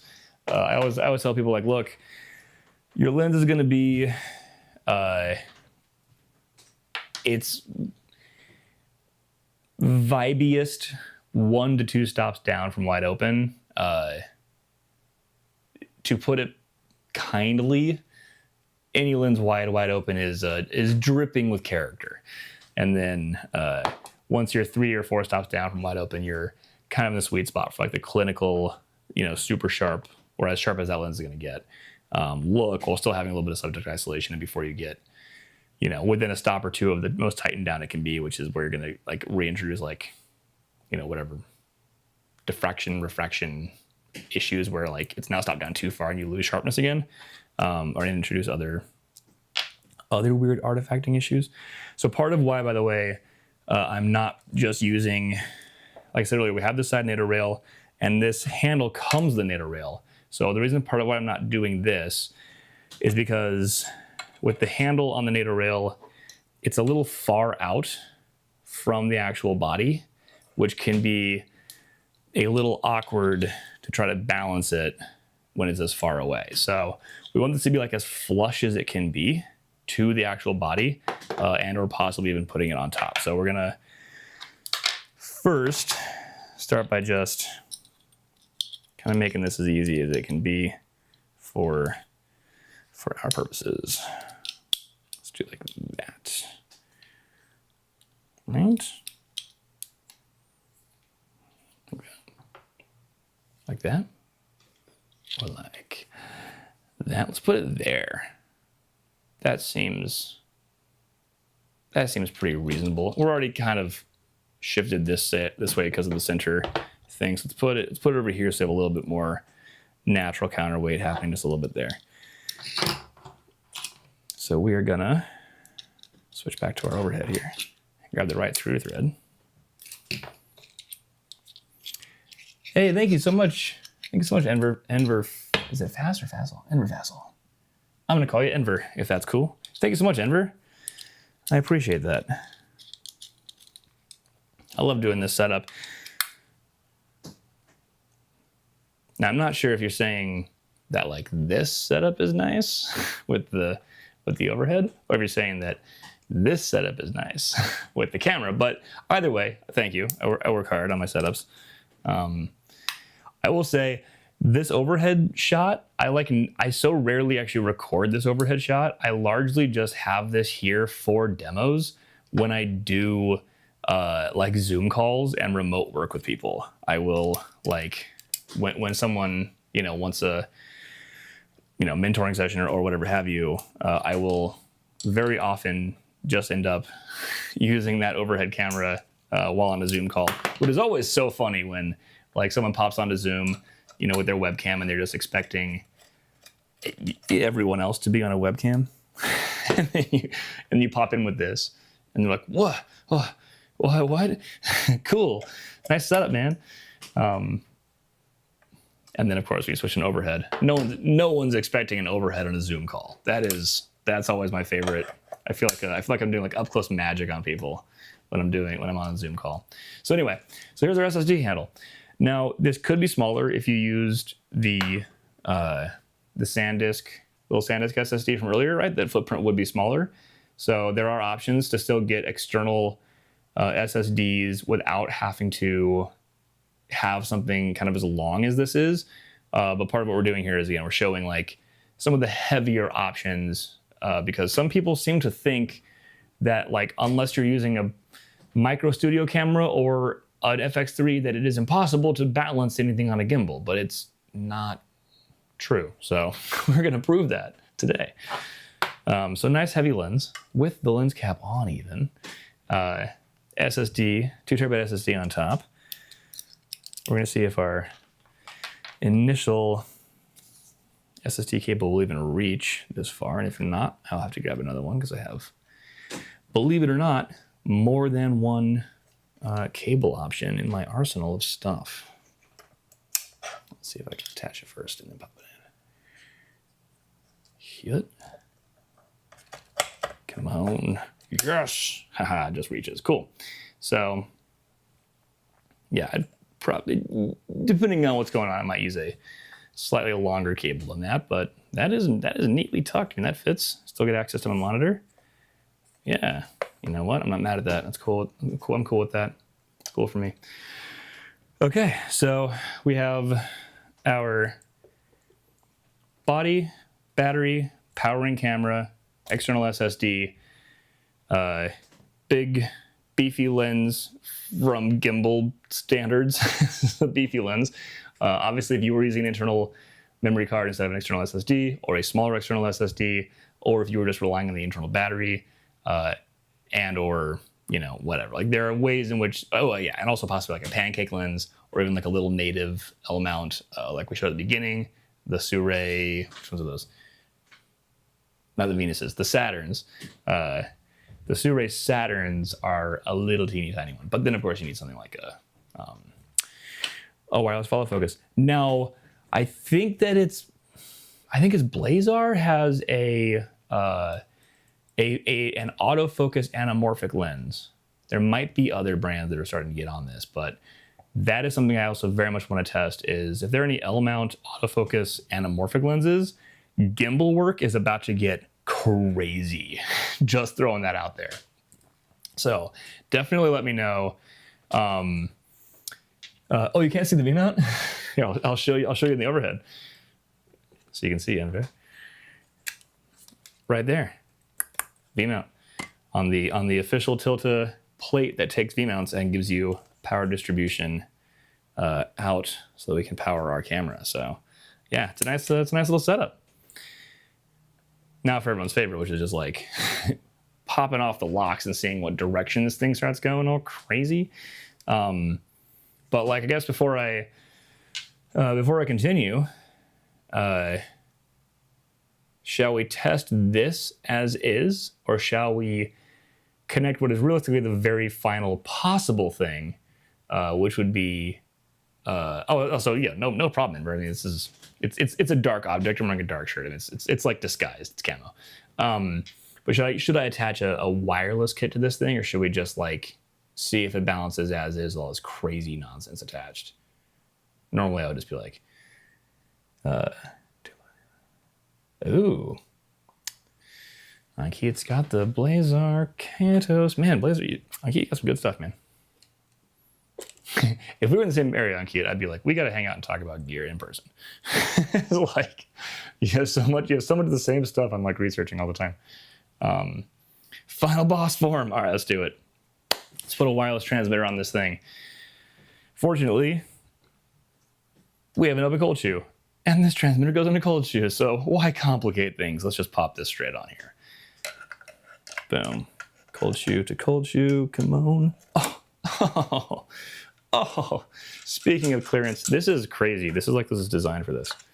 Or it's like I chose accessories that would work really well. So here's the overhead. Another amazing, crazy clearance situation you guys will enjoy. Right here. This is not touching. And to be fair, as this currently sits in final boss form, as we said, this will not, you can't like easily pop the SSD out, but you can easily enough remove the wireless transmitter, pull the SSD out and keep going. So chances are while you're gimbaling, you're, you know, like I said, especially if you're solo operating, you're going to be like recording on largely one card the whole time until maybe lunch. But separately from that, you can always mount this at a 90 degree, one of the other directions. Let's see here. Yeah, you can always mount it like SWA. In fact, let's just do that now. Let's just do this now. This is even better. Look at that. Beautiful. Go to the overhead again. Look at that. So now we are touching, but you can easily get to your SSD still. Pop that out and put that back in. So, you know. And I would be concerned about getting a little top heavy here with all these things on top, but again, we are already counterbalanced with a V-mount plate here, so not really that much of a concern. So now we can, without even getting an extra power thing to this, let's just go ahead and pop another lifetime warranty cable and just get power straight over to that transmitter. Actually, need to just swap where this guy's plugged in. Come on now. Come on now.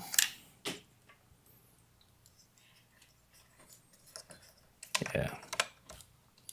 Let's do it like so. There we go.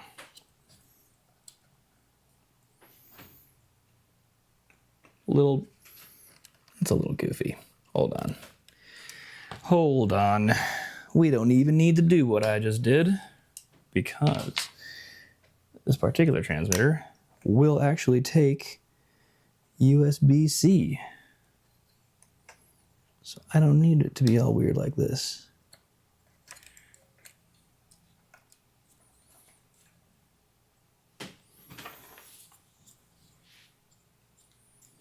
Can this reach? I don't think it can reach. Maybe it just can. Maybe I'm overcomplicating things here. It can just reach. What am I doing? All right, we're gonna leave this plugged in. It can just reach, you guys. It's fine. We'll even go underneath here. It even has extra room to go underneath. Look at that. Bam. And now we just need a handy dandy HDMI cable. And as you might guess, I have one with a lifetime warranty. So I'm sorry. It tickles me. I'm tickled by it. Lifetime warranty. You guys know. Condor blue cables. I don't think there's a more iconic brand of cables out there. You see this blue on set, you know exactly what it is. All right, so there you have it. Boom. Spared no expense in real estate. We have SSD, we have wireless transmitter, we have V-mount power, we have a big beefy lens for their purposes of gimbal use. Now the question is, can we balance this and actually get it going? Yes. I'm glad. You legitimately do it. They are genuinely good. Lifetime warranty. Tell them Clifton sent you. All right, so we're gonna pop this guy first, and we're going to, I think we're gonna lower this whole rig a bit because we are swinging down a little. Actually, wait, no, before we lower this rig, what am I doing? I'm gonna front back balance. Now you guys get to watch me gump my way through balancing this gimbal. All right, so we are.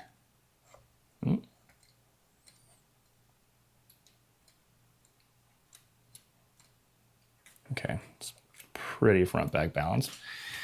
Now, if we point it this way, it wants to fall like that, which means it needs to go that way.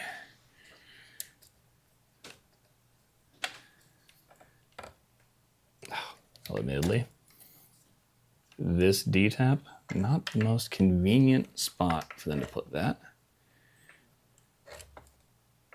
Okay, now it's trying to fall that way. Just want that to be nicely centered. Let's see if the overhead is interesting here. It is, the overhead's kind of interesting. Okay, so now it's trying to fall, as you can see, with the lens pointing straight up. It's falling toward the battery, so now we, oh, a little bit off again. Yeah. Close enough for government work, as they say.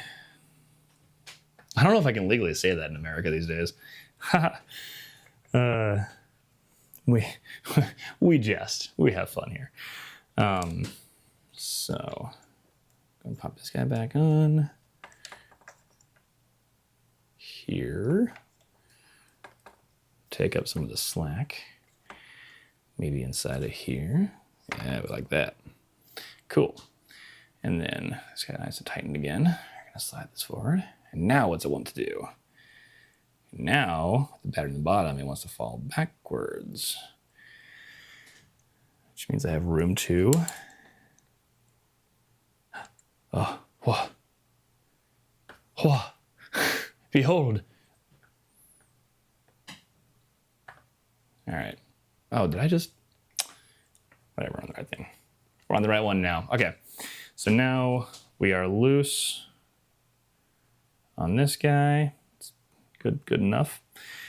And I'll see our left and right here. If I unlock this, falls that away. So let's move this whole thing that way. I think this is where I get a little bit, yeah, because I'm pushing down here, so I need to move that way. Okay, this part's really hard to move. Oh, getting there. Ha! Just enough room. Man, this thing is. This is as much stuff I've ever put on here. I normally run this a little more stripped down than this, but like I said, we're extreme. We're extreme testing here. This is like the Red Bull version. All right. Ha! Ha! Here we go. Would you look at that? All right. And then, you know, we are loose. We're loose. This thing swiveling won't change anything. I think now, fingers crossed, if I turn this on, it will calibrate and not have an absolute seizure. So let's see. It has one nugget of battery. Behold. I'll turn it on and make it flash for you. One little blinky light. I'll even do it, lock these and do it with the overhead cam. Let no one claim that I'm doing some kind of crazy sleight of hand here. Bam. See? A blinky. I guess maybe that's a nugget and a half. So let's turn this bad boy on.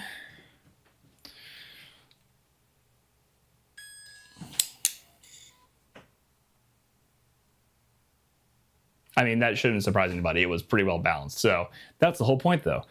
So now we have a balanced gimbal rig with something as heavy as the 24-105, and we can just tap the screen, autofocus all day, which, as you saw from my demo, is with the Brigitte Roca Wizard's Peak. I've been talking for like 3 hours, so sorry, my brain's a little fried here. Wizard's Peak video was shot with technically a slightly lighter and less complicated rig than this, but basically this is all you need, and now you can autofocus all day. Wireless video feed can go out to your client, and up to you if you want to put on like that belt thing that has like the mounting point so you can keep the weight off of your arms and put it more onto your hips. I also have that belt thing and it rules, so I highly recommend. But yeah, this guy is a nice little setup. All right, another question: is anything hanging off awkwardly when I turn this off and it like rotates sideways and snaps? Is anything gonna get hit? Nothing gets hit. We're good. We did it. You guys, we did it. we successfully did this 3 hour and 45 minutes into this stream. We have done all the rigs I said we'd do. All on the the non-pocket, pocket style cinema camera 6K full frame Blackmagic camera. So for anyone who came here and joined coming in from my autofocus video, thank you for stopping by and checking this out. Anyone who discovered this on their own because you've just been tuning the live streams, also thank you for coming by. I'm gonna keep doing these pretty much any day that I don't have any day that I do not have a gig or I'm not traveling for some kind of work or something, I'll be doing this. So this is the plan, 5 days a week if I can keep it up. But I really like doing these, really like hanging out with you guys. So tomorrow I am on set all day, so I won't be streaming at all. And oh, what belt thing? Oh, let me show you on Keith. I'll tell you guys more about the streaming in a second. I'll show you the belt thing. I'm not going to go anywhere first. I have that right here. I think it's actually made by Tilta, if I'm not mistaken. Here in my mystical pouch of secrets.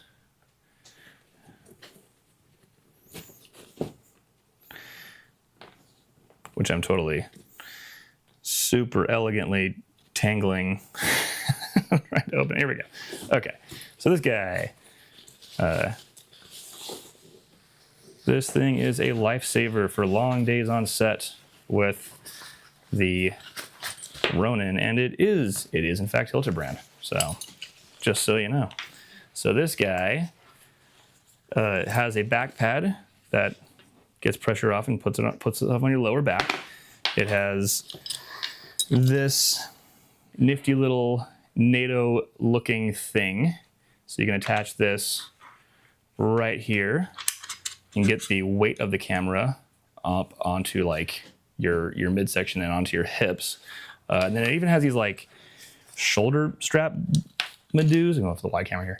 It even has like shoulder strap madoos here that let you like get the weight also up onto your shoulders. But I guess just so you can see real quick here, this will attach around my waist, assuming I haven't gained any weight since last time I wore this. Cool. So it attaches to around your waist like so, gets the weight down onto your hips.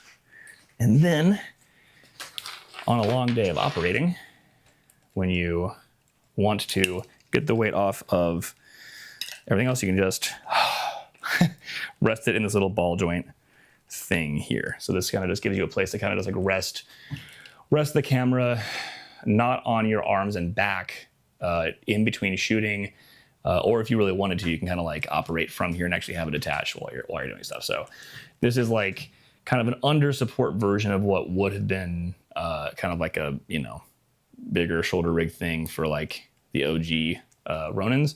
So this does definitely help a lot on long days, especially if you don't have somewhere good to like set the thing down and pick it back up.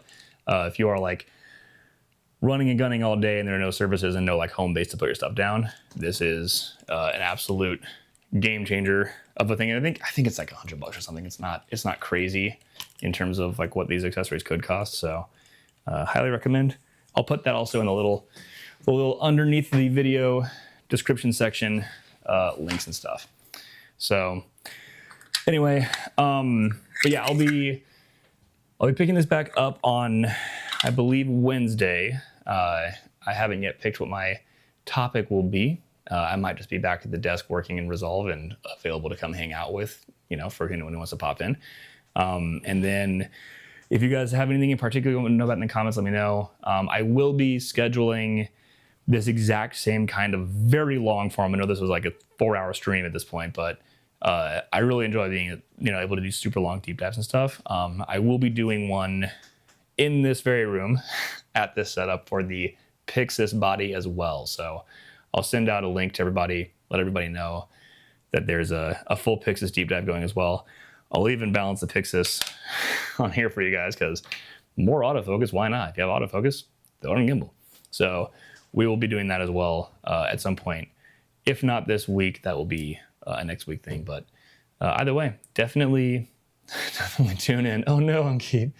Yeah, I need to get on this stat. I broke my body for years. Honestly, that was also one of my first. Oh yeah, I need to. Yes, I did. I saw your email on Keith. I will be actually digging in and giving those a proper view soon. Thank you for sending those over. I'm excited to actually look at all of your work in particular because I feel like we think very much the same way in terms of our interests, and I'm curious what kind of stuff you're shooting. So I did get your links. I will follow up with you directly soon. Just so everyone knows, I do have like a newsletter thing. I'll also put that link somewhere as well so you guys can check it out.